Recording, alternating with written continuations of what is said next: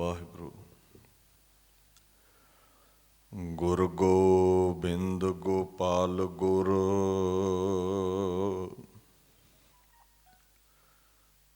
ਗੁਰ ਪੂਰਨ ਨਾਰਾਇਣ ਹੈ।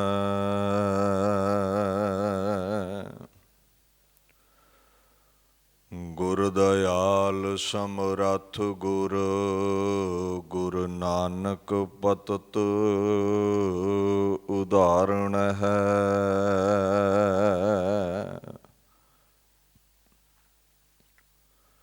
ਜੁਮਲਾ ਰੋਜ਼ੀ ਖਾਰੇ ਗੁਰ ਗੋਬਿੰਦ ਸਿੰਘ,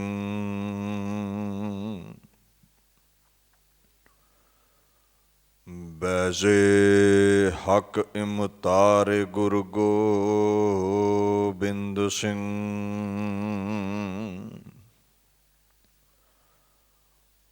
ਬਰਦੋ ਆਲਮ ਦਸਤੇ ਗੁਰ ਗੋਬਿੰਦ ਸਿੰਘ,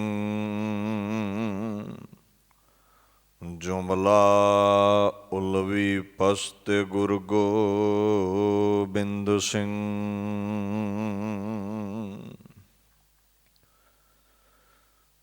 ਚਵਰ ਛਤਰ ਤਖਤ ਦੇ ਮਾਲਕ ਸਾਹਿਬ ਸ੍ਰੀ ਗੁਰੂ ਗ੍ਰੰਥ ਸਾਹਿਬ ਜੀ ਦੀ ਪਵਿੱਤਰ ਹਜ਼ੂਰੀ ਵਿੱਚ ਸੁਭਾਏਮਾਨ ਗੁਰੂ ਸਰੂਪ ਗੁਰੂ ਪਿਆਰੀ ਖਾਲਸਾ ਸਾਧ ਸੰਗਤ ਦੀ ਫਤਿਹ ਪ੍ਰਵਾਨ ਕਰੋ। ਵਾਹਿਗੁਰੂ ਜੀ ਕਾ ਖਾਲਸਾ, ਵਾਹਿਗੁਰੂ ਜੀ ਕੀ ਫਤਿਹ। ਧੰਨ ਧੰਨ ਸ੍ਰੀ ਗੁਰੂ ਹਰਕ੍ਰਿਸ਼ਨ ਸਾਹਿਬ ਸੱਚੇ ਪਾਤਸ਼ਾਹ ਜੀ ਦੇ ਪਵਿੱਤਰ ਅਸਥਾਨ ਗੁਰਦੁਆਰਾ ਸ਼੍ਰੀ ਬੰਗਲਾ ਸਾਹਿਬ ਵਿਖੇ ਆਪ ਸਰਬੱਤ ਸੰਗਤਾਂ ਆਪਣੇ ਸਮੇਂ ਨੂੰ, ਜੀਵਨ ਨੂੰ ਸਫਲਿਆ ਕਰਨ ਦੇ ਲਈ ਹਾਜ਼ਰੀਆਂ ਭਰਦੇ ਹੋ। ਬੜੇ ਸਹਿਜ ਦੇ ਵਿੱਚ ਸਿੰਘ ਸਾਹਿਬ ਗਿਆਨੀ ਰਣਜੀਤ ਸਿੰਘ ਹੁਣਾਂ ਨੇ ਸ਼੍ਰੀ ਗੁਰੂ ਗ੍ਰੰਥ ਸਾਹਿਬ ਜੀ ਦੀ ਪਾਕ ਬਾਣੀ ਦਾ ਫੁਰਮਾਨ ਆਪ ਸੰਗਤਾਂ ਨੂੰ ਸਰਵਣ ਕਰਵਾਇਆ ਹੈ। ਆਓ ਇਸ ਪਾਕ ਬਾਣੀ ਦੀ ਜੋ ਲੜੀਵਾਰ ਕਥਾ ਵਿਚਾਰ ਹੈ ਉਸ ਨਾਲ ਜੁੜ ਕੇ ਆਪਣੇ ਜੀਵਨ ਨੂੰ ਸਫਲਾ ਕਰੀਏ।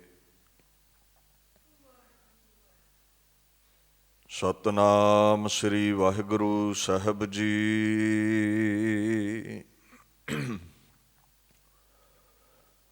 ਗੁਰ ਮੰਤਰ ਹੀਣਸ ਜੋ ਪ੍ਰਾਣੀ, ਤ੍ਰਿਗੰਤ ਜਨਮ ਭ੍ਰਸ਼ਟਣ ਹੈ।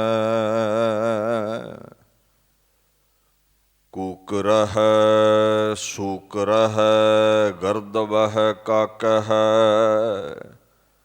ਸਰਪ ਨ ਹੈ ਤੁਲ ਖਲ ਹੈ।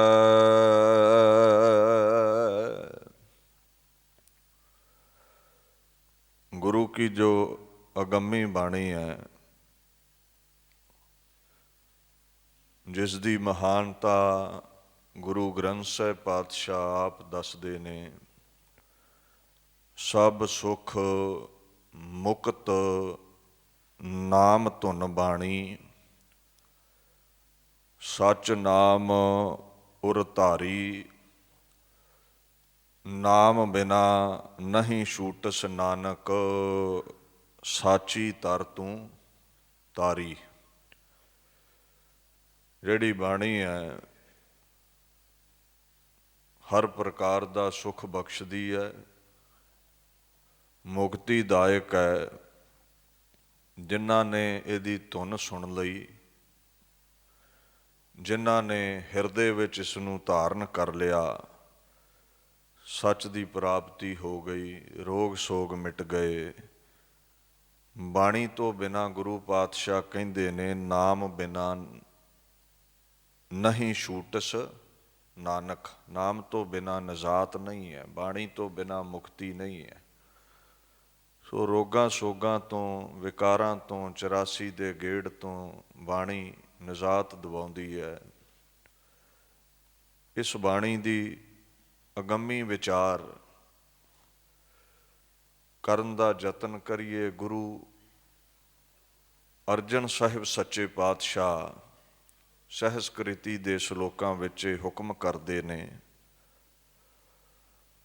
ਗੁਰਮੰਤਰ ਹੀਣਸ ਜੋ ਪ੍ਰਾਣੀ ਤ੍ਰਿਗੰਤ ਜਨਮ ਪ੍ਰਸ਼ਟ ਨ ਹੈ।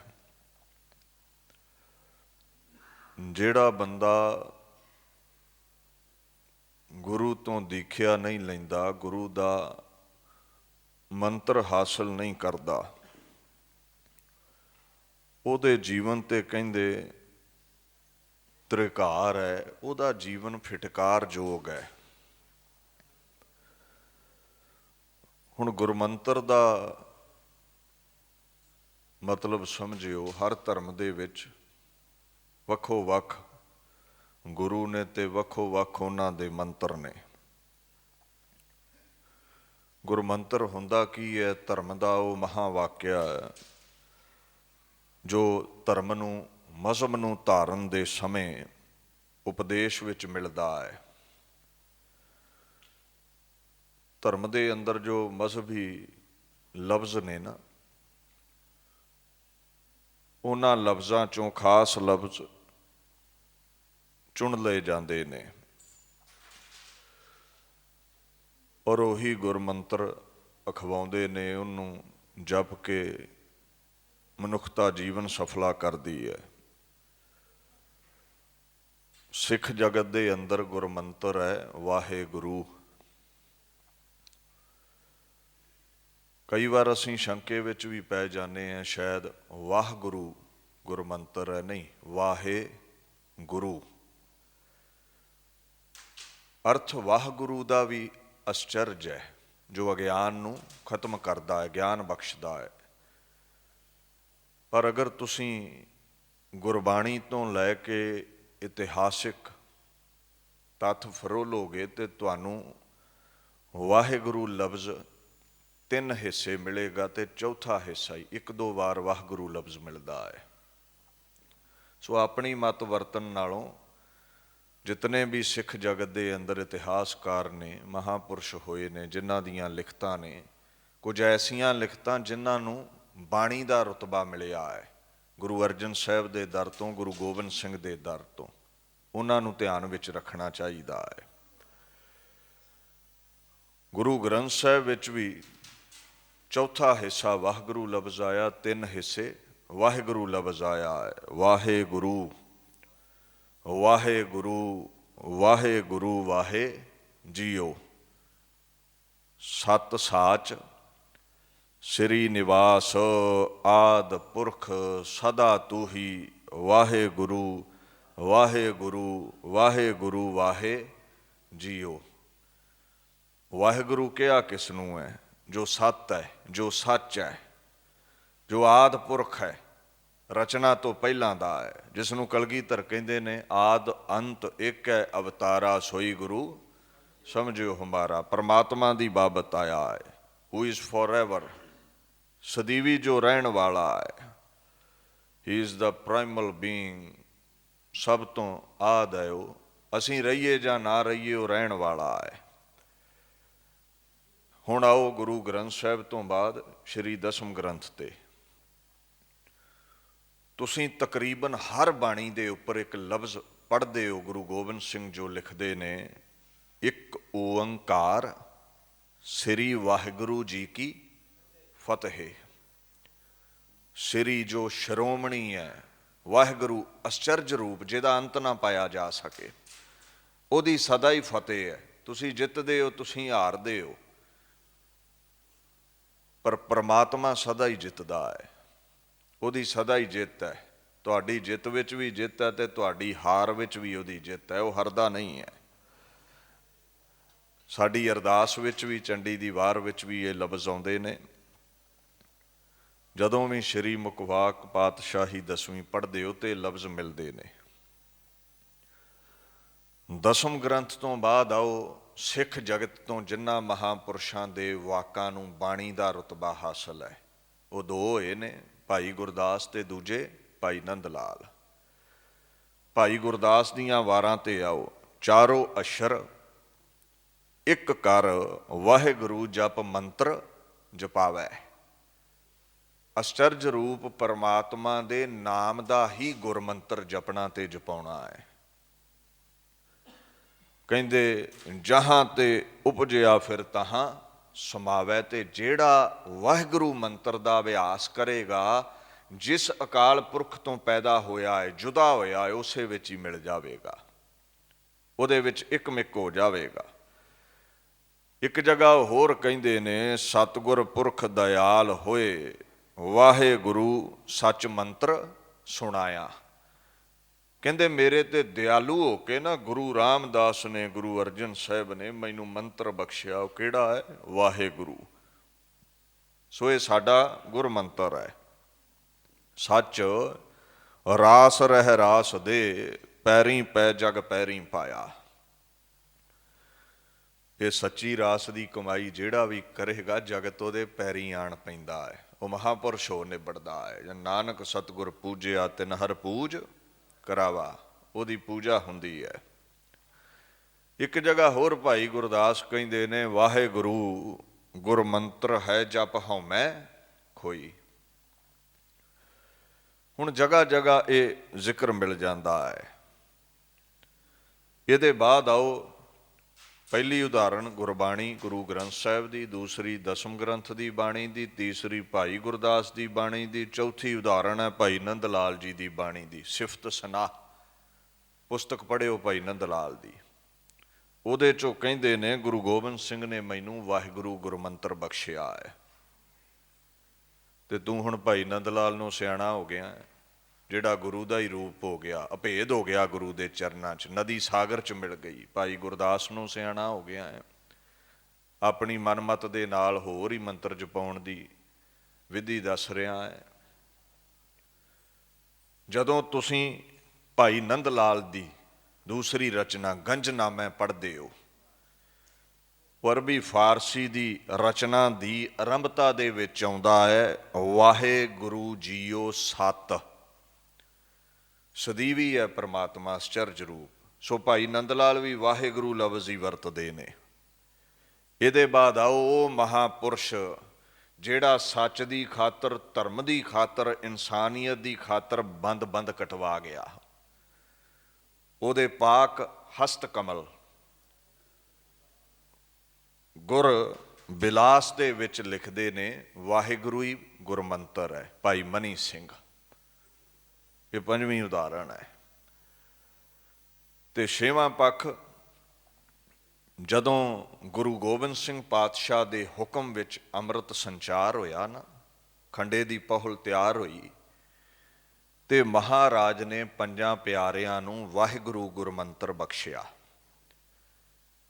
ਹੁਣ ਲੋਕਾਈ ਵੀ ਅੰਮ੍ਰਿਤ ਛਕੇ, ਖੰਡੇ ਦੀ ਪਹੁਲ ਛਕੇ। ਗੁਰੂ ਗੋਬਿੰਦ ਸਿੰਘ ਪਾਤਸ਼ਾਹ ਨੇ ਆਪ ਅੰਮ੍ਰਿਤ ਛਕਿਆ, ਆਪ ਖੰਡੇ ਦੀ ਪਹੁਲ ਲਈ, ਜਿਸ ਕਾਰਨ ਹਜ਼ਾਰਾਂ ਹੀ ਪ੍ਰਾਣੀ ਨੰਦਾਂ ਦੀ ਪੁਰੀ ਵਿੱਚ ਉਸ ਸਮੇਂ 1756 ਬਿਕਰਮੀ ਸੰਮਤ 1 ਵਿਸਾਖ 1699 ਦੀ ਵਿਸਾਖੀ ਤੇ ਖੰਡੇ ਦੀ ਪਹੁਲ ਪ੍ਰਾਪਤ ਕਰਦਾ ਹੈ।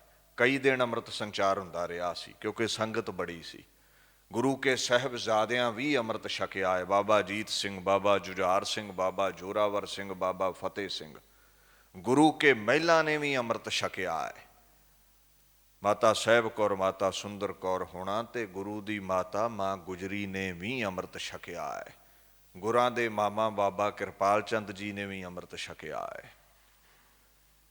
ਹੁਣ ਗੁਰੂ ਪਾਤਸ਼ਾਹ ਨੇ ਵੇਖੋ ਹੁਕਮ ਕੀਤਾ ਹੈ, ਜਦੋਂ ਅੰਮ੍ਰਿਤ ਛਕਾਉਂਦੇ ਨੇ ਨਾ, 5 ਵਾਰ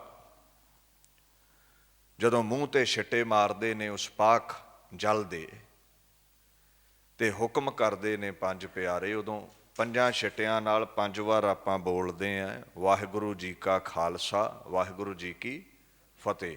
ਫਿਰ 5 ਵਾਰ ਨੇਤਰਾਂ ਵਿੱਚ ਪਹੁਲ ਦੇ ਛਿੱਟੇ ਮਾਰੇ ਜਾਂਦੇ ਨੇ, ਫਿਰ 5 ਵਾਰ ਫਤਿਹ, ਫਿਰ 5 ਵਾਰ ਕੇਸਾਂ ਵਿੱਚ ਪਹੁਲ ਦੇ ਛਿੱਟੇ ਮਾਰੇ ਜਾਂਦੇ ਨੇ, ਫਿਰ 5 ਵਾਰ ਫਤਿਹ। ਸੋ ਵਾਰ-ਵਾਰ ਵਾਹਿਗੁਰੂ ਲਫ਼ਜ਼ ਵਰਤਿਆ ਜਾਂਦਾ ਹੈ। ਸਿੱਖ ਜਗਤ ਦੇ ਵਿੱਚ ਇਹ ਮਰਿਆਦਾ ਹੈ ਵੀ ਗੁਰਮੰਤਰ ਦਾ ਟੀਕਾ 5 ਪਿਆਰਿਆਂ ਕੋਲ ਹੀ ਹੈ, ਉਹੀ ਤੁਹਾਨੂੰ ਲਾ ਸਕਦੇ ਨੇ। ਅਸੀਂ ਗੁਰ ਦਿਖਿਆ ਪੰਜਾਂ ਪਿਆਰਿਆਂ ਤੋਂ ਲੈਨੇ ਆ, ਕਿਉਂਕਿ ਕਲਗੀਧਰ ਪਾਤਸ਼ਾਹ ਨੇ ਕਹਿ ਦਿੱਤਾ ਸੀ ਮੇਰਾ ਸ਼ਬਦਾਵਤਾਰ ਗੁਰੂ ਗ੍ਰੰਥ ਸਾਹਿਬ ਹੈ, ਤੇ ਮੇਰੇ ਜਾਮੇ ਦੇ ਦਿਦਾਰੇ ਕਰਨੇ ਹੋਣ ਸਰਗੁਣ ਦਿਦਾਰੇ, ਤੇ ਪੰਜ ਤਿਆਰ ਬਰ ਤਿਆਰ ਸਿੰਘਾਂ ਦੇ ਦਰਸ਼ਨ ਕਰ ਲਿਓ, ਪੰਜ ਕਕਾਰੀ ਸਿੰਘਾਂ ਦੇ ਮੇਰੇ ਦਰਸ਼ਨ ਹੋ ਜਾਣਗੇ। ਇਨ ਪੰਚਨ ਮੈਂ ਮੇਰੋ ਵਾਸਾ, ਪੰਜਾਂ ਸਿੰਘਾਂ 'ਚ ਕਹਿੰਦੇ ਮੇਰਾ ਵਾਸਾ ਹੈ। ਮਹਾਰਾਜ ਨੇ ਅੰਮ੍ਰਿਤ ਛਕਾਇਆ, ਆਪ ਵੀਰ ਆਸਣ ਲਾ ਕੇ ਕਹਿੰਦੇ ਮੈਨੂੰ ਵੀ ਅੰਮ੍ਰਿਤ ਬਖਸ਼ੋ। ਪੰਜ ਪਿਆਰੇ ਨਿਰਮਾਣਤਾ ਵਿੱਚ ਆਏ ਪਾਤਸ਼ਾਹ, ਤੁਸੀਂ ਅੰਮ੍ਰਿਤ ਦੇ ਦਾਤੇ ਹੋ, ਸਰਬੱਗ ਹੋ, ਤੁਸੀਂ ਅੰਮ੍ਰਿਤ ਬਖਸ਼ਣ ਵਾਲੇ ਹੋ, ਅਸੀਂ ਕੌਣ ਆ ਤੁਹਾਨੂੰ ਅੰਮ੍ਰਿਤ ਦੇਣ ਵਾਲੇ। ਗੁਰੂ ਸਾਹਿਬ ਕਹਿੰਦੇ ਮੈਨੂੰ ਪ੍ਰਮਾਤਮਾ ਦਾ ਕੁਝ ਐਸਾ ਹੀ ਹੁਕਮ ਹੈ, ਜੋ ਮੈਂ ਖੰਡੇ ਦੀ ਪੌਲ ਤਿਆਰ ਕੀਤੀ ਹੈ, ਮੈਂ ਖਾਲਸਾ ਪੰਥ ਸਾਜਿਆ ਹੈ, ਫਿਰ ਖਾਲਸੇ ਕੋਲੋਂ ਆਪ ਪੌਲ ਪ੍ਰਾਪਤ ਕਰਕੇ ਆਪੇ ਗੁਰਚੇਲਾ ਦੀ ਮਰਿਆਦਾ ਕਾਇਮ ਕਰਨੀ ਹੈ। ਗੁਰੂ ਖਾਲਸਾ ਤੇ ਖਾਲਸਾ ਗੁਰੂ ਬਣਾਉਣਾ ਹੈ, ਜਿਹਨੂੰ ਬਾਬਾ ਨੰਦ ਲਾਲ ਜੀ ਨੇ ਕੁਝ ਇਉਂ ਲਿਖਿਆ ਹੈ। ਉਹ ਮਹਾਂਪੁਰਸ਼ ਕਹਿੰਦੇ ਨੇ ਬਾਦਸ਼ਾਹ ਦਰਵੇਸ਼ ਗੁਰਗੋਬਿੰਦ ਸਿੰਘ। ਗੁਰੂ ਬਾਦਸ਼ਾਹ ਹੈ, ਜਦੋਂ ਝੋਲੀਆਂ ਭਰਦਾ ਹੈ, ਪੌਲ ਬਖਸ਼ਦਾ ਹੈ। ਦਰਵੇਸ਼ ਦਰ ਆਵੇਜ਼ ਤੋਂ ਬਣਿਆ ਹੈ। ਦਰ ਕਹਿੰਦੇ ਨੇ ਦਰਵਾਜ਼ੇ ਨੂੰ, ਆਵੇਜ਼ ਦਰਵਾਜ਼ੇ ਤੇ ਲੜਕੇ ਰਹਿਣ ਵਾਲੇ ਨੂੰ।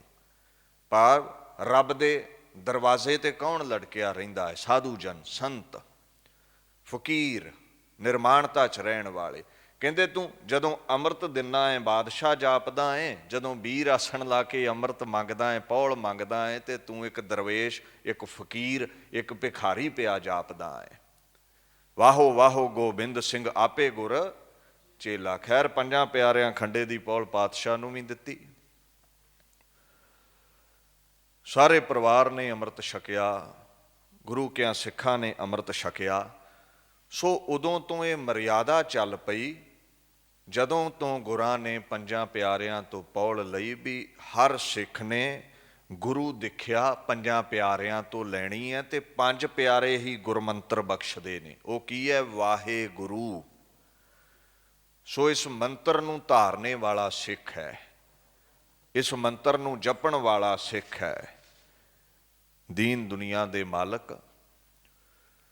ਗੁਰੂ ਅਰਜਨ ਸਾਹਿਬ ਸੱਚੇ ਪਾਤਸ਼ਾਹ ਇਹੀ ਸਮਝਾਉਂਦੇ ਨੇ, ਕਹਿੰਦੇ ਗੁਰਮੰਤਰ ਤੋਂ ਜਿਹੜਾ ਪ੍ਰਾਣੀ ਹੀਣਾ ਹੈ ਨਾ, ਜਿਹੜਾ ਨਾਮ ਨਹੀਂ ਜਪਦਾ, ਗੁਰਮੰਤਰ ਦਾ ਅਭਿਆਸ ਨਹੀਂ ਕਰਦਾ, ਤ੍ਰਿਕਾਰ ਹੈ ਉਹਦੇ ਜੀਵਨ ਦੇ ਉੱਤੇ, ਅਜਾਈ ਜਾਂਦਾ ਹੈ ਉਹਦਾ ਜੀਵਨ, ਵਿਅਰਥ ਜਾਂਦਾ ਹੈ ਉਸਦਾ ਜੀਵਨ। ਗੁਰ ਕੇ ਭਾਣੇ ਵਿੱਚ ਅੰਮ੍ਰਿਤ ਹੈ ਸਹਿਜੇ ਪਾਵੈ ਕੋਏ। ਗੁਰੂ ਦੇ ਹੁਕਮ ਵਿੱਚ ਅੰਮ੍ਰਿਤ ਆਪਾਂ ਛਕਦੇ ਹਾਂ, ਚਾਹੇ ਬਾਣੀ ਦਾ ਹੈ, ਚਾਹੇ ਖੰਡੇ ਦੀ ਪੌਲ ਹੈ। ਜਿਹੜਾ ਹੁਕਮ ਵਿੱਚ ਚੱਲਦਾ ਹੈ, ਜਿਨ੍ਹਾਂ ਪ੍ਰਾਪਤ ਤਿਨ ਪੀਆ, ਹਉਮੈ ਵਿੱਚੋਂ ਖੋਏ। ਉਹਨਾਂ ਦਾ ਅਹੰਕਾਰ ਮਿਟ ਗਿਆ, ਉਹ ਪਰਮਾਤਮਾ ਵਿੱਚ ਅਭੇਦ ਹੋ ਗਏ। ਨਾਨਕ ਗੁਰਮੁਖ ਨਾਮ ਧਿਆਈਐ ਸੱਚ ਮਿਲਾਵਾ ਹੋਏ। ਤੇ ਜਿਹੜਾ ਗੁਰੂ ਦੇ ਹੁਕਮ ਵਿੱਚ ਚੱਲਦਾ ਹੈ, ਉਹ ਸੱਚੇ ਪਰਮਾਤਮਾ ਵਿੱਚ ਅਭੇਦ ਹੋ ਜਾਂਦਾ ਹੈ। ਗੁਰੂ ਗੋਬਿੰਦ ਸਿੰਘ ਪਾਤਸ਼ਾਹ ਦਾ ਵੀ ਜਨਵਰੀ ਨੂੰ ਪ੍ਰਕਾਸ਼ ਪੁਰਬ ਆ ਰਿਹਾ ਹੈ। ਗੁਰਦੁਆਰਾ ਰਕਾਬਗੰਜ ਸਾਹਿਬ, ਦਿੱਲੀ ਸਿੱਖ ਗੁਰਦੁਆਰਾ ਪ੍ਰਬੰਧਕ ਕਮੇਟੀ ਵੱਲੋਂ ਮਹਾਨ ਗੁਰਮਤਿ ਸਮਾਗਮ ਹੋਣੇ ਨੇ। ਦੇਸ਼ਾਂ ਦੇਸ਼ਾਂਤਰਾਂ ਵਿੱਚ ਪ੍ਰਬੰਧਕ ਜਨ ਸੰਗਤ ਦੇ ਸਹਿਯੋਗ ਨਾਲ ਸਮਾਗਮ ਕਰਦੇ ਨੇ। ਉਸ ਗੁਰੂ ਗੋਬਿੰਦ ਸਾਹਿਬ ਦੀ ਯਾਦ ਵਿੱਚ ਜੋ ਖੰਡੇ ਦੀ ਪੌਲ ਬਖਸ਼ ਕੇ, ਖਾਲਸਾ ਪੰਥ ਸਾਜ ਕੇ, ਭਾਰਤ ਵਰਸ਼ ਦੀ ਜਿਹੜੀ 1001 ਈਸਵੀ ਤੋਂ ਮਹਿਮੂਦ ਗਜ਼ਨਵੀ ਦੇ ਸਮੇਂ ਤੋਂ ਗੁਲਾਮੀ ਚੱਲੀ ਆਉਂਦੀ ਸੀ, ਉਸ ਨੂੰ 700-800 ਸਾਲ ਬਾਅਦ ਪੁੱਟਣ ਵਾਲਾ ਖਾਲਸਾ, ਉਹ ਖਾਲਸੇ ਨੂੰ ਸਾਜਣ ਵਾਲਾ ਗੁਰੂ ਗੋਬਿੰਦ ਸਿੰਘ, ਜਿਸ ਨੂੰ ਆਪਾਂ ਯਾਦ ਕਰਦੇ ਹਾਂ। ਪੋਹ ਸੁਦੀ 7ਵੀਂ 1723 ਬਿਕਰਮੀ ਸੰਮਤ ਨੂੰ, ਜੋ ਦੁਨੀਆ ਤੇ ਮਾਤਾ ਗੁਜਰੀ ਦੀ ਕੁੱਖ ਚੋਂ ਪ੍ਰਗਟ ਹੋਏ, ਗੁਰੂ ਤੇਗ ਬਹਾਦਰ ਸਾਹਿਬ ਬਾਪੂ ਦੀ ਗੋਦ ਵਿੱਚ ਖੇਡੇ। ਐਸੇ ਪਾਤਸ਼ਾਹ ਹੁਣ ਕਈ ਤਰਕ ਕਰ ਦਿੰਦੇ ਨੇ, ਕਾਹਦਾ ਗੁਰਮੰਤਰ ਜੀ, ਕੋਈ ਅੰਮ੍ਰਿਤ ਛਕਾਇਆ ਹੀ ਨਹੀਂ, ਅਸੀਂ ਕਿਉਂ ਮੰਨੀਏ ਪੰਜਾਂ ਪਿਆਰਿਆਂ ਦੇ ਦਿੱਤੇ ਗੁਰਮੰਤਰ ਨੂੰ। ਭਾਈ ਸਾਹਿਬ ਭਾਈ ਨੰਦ ਲਾਲ ਕਹਿੰਦੇ ਮੈਂ ਬਲਿਹਾਰੇ ਜਾਵਾਂ ਗੁਰੂ ਗੋਬਿੰਦ ਸਿੰਘ ਤੋਂ। ਪੁੱਛੋ ਜੀ ਕਿਸ ਕਾਰਨ? ਕਹਿੰਦੇ ਕਿਹੇ ਜੇ ਇਨਸਾ ਮਲਕ ਨਾ ਮੂੰਹ ਦਸਤ ਉਹ ਇਜ਼ਤੇ ਖਾਕੀਆਂ ਫਜ਼ੂ ਦਸਤ ਉਹ। ਕਹਿੰਦੇ ਕਿਉਂਕਿ ਇਨਸਾਨਾਂ ਨੂੰ ਮਲਕ ਬਣਾ ਦਿੱਤਾ, ਦੇਵਤੇ ਬਣਾ ਦਿੱਤਾ। ਨਾਮੂਦਸਤ ਜ਼ਾਹਿਰ ਹੈ ਇਨਸਾਨਾਂ ਨੂੰ ਦੇਵਤੇ ਬਣਾ ਦਿੱਤਾ।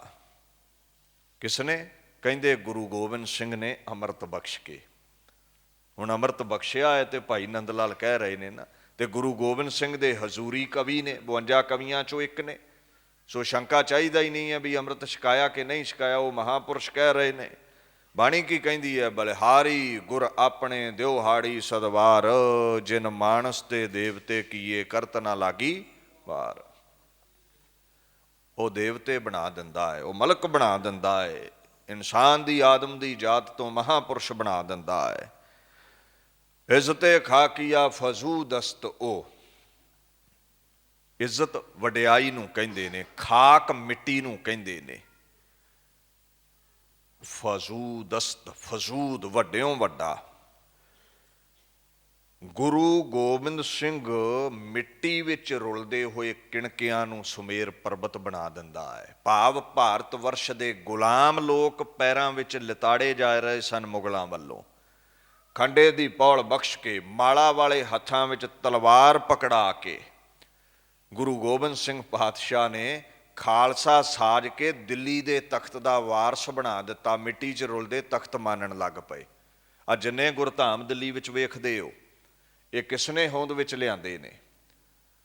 ਬਾਬਾ ਬਘੇਲ ਸਿੰਘ ਨੇ ਜਦੋਂ ਦਿੱਲੀ ਜਿੱਤੀ ਹੈ, ਬਾਬਾ ਜੱਸਾ ਸਿੰਘ ਆਹਲੂਵਾਲੀਆ, ਬਾਬਾ ਜੱਸਾ ਸਿੰਘ ਰਾਮਗੜੀਆ, ਇਹਨਾਂ ਮਹਾਂਪੁਰਸ਼ਾਂ ਦੀ ਬਦੌਲਤ ਹੀ ਮੁਗਲਿਆ ਸਲਤਨਤ ਦਾ ਜਿਹੜਾ ਰਾਜ ਸੀ, ਜਿਹੜੀ ਡਾਇਨੈਸਟੀ ਸੀ, ਉਹਦਾ ਮਲੀਆ ਮੇਟ ਭਾਰਤ ਵਰਸ਼ ਵਿੱਚੋਂ ਹੋਇਆ। ਖਾਲਸੇ ਨੇ ਰਾਜ ਕੀਤਾ। ਬਾਅਦ 'ਚ ਡੈਮੋਕ੍ਰੇਸੀ ਆ ਗਈ, ਵੋਟਾਂ ਆ ਗਈਆਂ, ਸਨਾਤਨ ਮਤ ਦੀਆਂ ਵੋਟਾਂ ਬਹੁਤੀਆਂ ਸਨ। ਅੱਜ ਉਹਨਾਂ ਕੋਲ ਤਖਤ ਹੈ। ਇਹ ਮੁਗਲਾਂ ਤੋਂ ਬਾਅਦ 700 ਸਾਲ ਤੋਂ ਵੱਧ ਕੇ ਜਿਨ੍ਹਾਂ ਰਾਜ ਕੀਤਾ ਹੈ, ਫਿਰ ਖਾਲਸੇ ਨੇ ਦਿੱਲੀ ਮੱਲੀ ਸੀ। 17 ਵਾਰ ਦਿੱਲੀ ਜਿੱਤੀ ਹੈ ਖਾਲਸੇ ਨੇ। ਖਾਲਸਾ ਭਿਖਾਰੀ ਨਹੀਂ ਹੈ, ਖਾਲਸਾ ਰਾਜ ਦੇਣ ਵਾਲਾ ਹੈ। ਸੋ ਇਹ ਨਾ ਸਮਝਿਆ ਕਰੋ ਵੀ ਆ ਜਿਹੜਾ ਰੋਜ਼ ਸਿੰਘ ਸਾਹਿਬ ਦੋਹਰਾ ਪੜ੍ਹਦੇ ਨੇ, ਰਾਜ ਕਰੇਗਾ ਖਾਲਸਾ ਆਕੀ ਰਹੇ ਨਾ ਕੋਏ, ਸ਼ਾਇਦ ਇਹ ਵਾਧੂ ਦੀਆਂ ਗੱਲਾਂ ਨੇ। ਰਾਜ ਕੀਤਾ ਹੈ ਤੇ ਪਤਾ ਕੋਈ ਨਹੀਂ ਕਦੋਂ ਖਾਲਸੇ ਦਾ 18ਵੀਂ 12ਵੀਂ ਦਾ ਲੱਗ ਜਾਵੇ। ਰਾਜ ਤੇ ਆਉਂਦੇ ਜਾਂਦੇ ਰਹਿੰਦੇ ਨੇ, ਕਦੇ ਤੁਹਾਡਾ ਕਦੇ ਮੇਰਾ, ਇਹ ਤੇ ਚੱਲਦਾ ਹੀ ਰਹਿੰਦਾ ਹੈ। ਖੈਰ, ਦੀਨ ਦੁਨੀਆ ਦੇ ਮਾਲਕ ਗੁਰੂ ਗੋਬਿੰਦ ਸਿੰਘ ਨੇ ਮਿੱਟੀ 'ਚ ਰੁਲਦਿਆਂ ਨੂੰ ਤਖਤਾਂ ਦੇ ਮਾਲਕ ਬਣਾਇਆ। ਕਿਵੇਂ? ਖੰਡੇ ਦੀ ਪੌਲ ਬਖਸ਼ ਕੇ। ਇਹਨੂੰ ਕੀ ਕਹਿੰਦੇ ਨੇ? ਸਤਿਗੁਰ ਕੈ ਭਾਣੈ ਜੋ ਚੱਲੈ, ਤੇ ਸੋ ਵਡਿਆਈ ਵੱਡੀ ਹੋਏ, ਹਰ ਕਾ ਨਾਮ ਉੱਤਮ ਮਨ ਵਸੈ, ਮੇਟ ਨਾ ਸਕੈ ਕੋਈ। ਜਿਹੜਾ ਗੁਰੂ ਦੇ ਹੁਕਮ ਵਿੱਚ ਚੱਲਿਆ, ਉਹਦੀ ਵੱਡੀ ਵਡਿਆਈ ਹੋ ਗਈ, ਉਹਦੀ ਜੈ ਜੈਕਾਰ ਹੋ ਗਈ। He will obtains the greatest glory. ਬੱਲੇ ਬੱਲੇ ਹੋ ਜਾਂਦੀ ਹੈ ਜਿਹੜਾ ਗੁਰੂ ਦੇ ਹੁਕਮ ਵਿੱਚ ਚੱਲ ਪੈਂਦਾ ਹੈ, ਉਹਦੀ ਜੈ ਜੈਕਾਰ ਹੁੰਦੀ ਹੈ। ਭਾਈ ਨੰਦ ਲਾਲ ਕਹਿੰਦੇ ਅੰਮ੍ਰਿਤ ਬਖਸ਼ ਕੇ ਆਇਆ।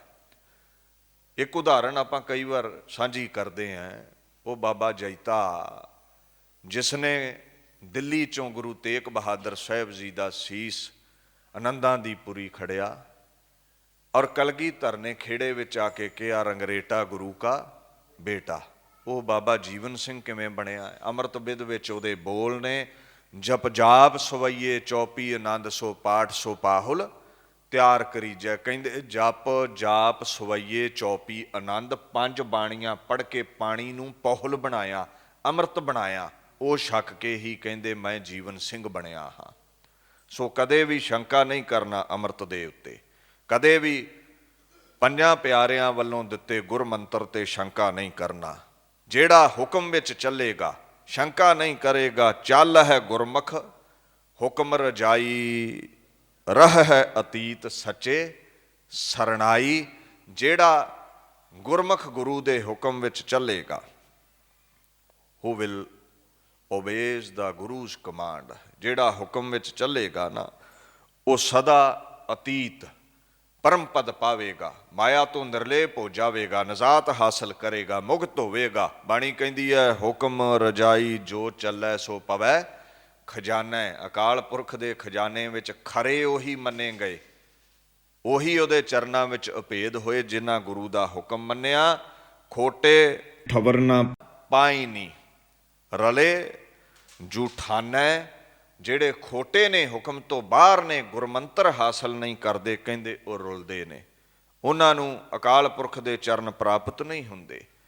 ਇੱਥੇ ਗੁਰੂ ਅਰਜਨ ਸਾਹਿਬ ਕਹਿੰਦੇ ਨੇ, ਗੁਰਮੰਤਰ ਹੀਣਸ ਜੋ ਪ੍ਰਾਣੀ, ਜਿਹੜਾ ਹੀਣਾ ਹੈ, ਗੁਰਮੰਤਰ ਤੋਂ ਬਿਨਾਂ ਹੈ, ਜਿਸ ਨੇ ਗੁਰੂ ਦਾ ਮੰਤਰ ਹਾਸਲ ਨਹੀਂ ਕੀਤਾ।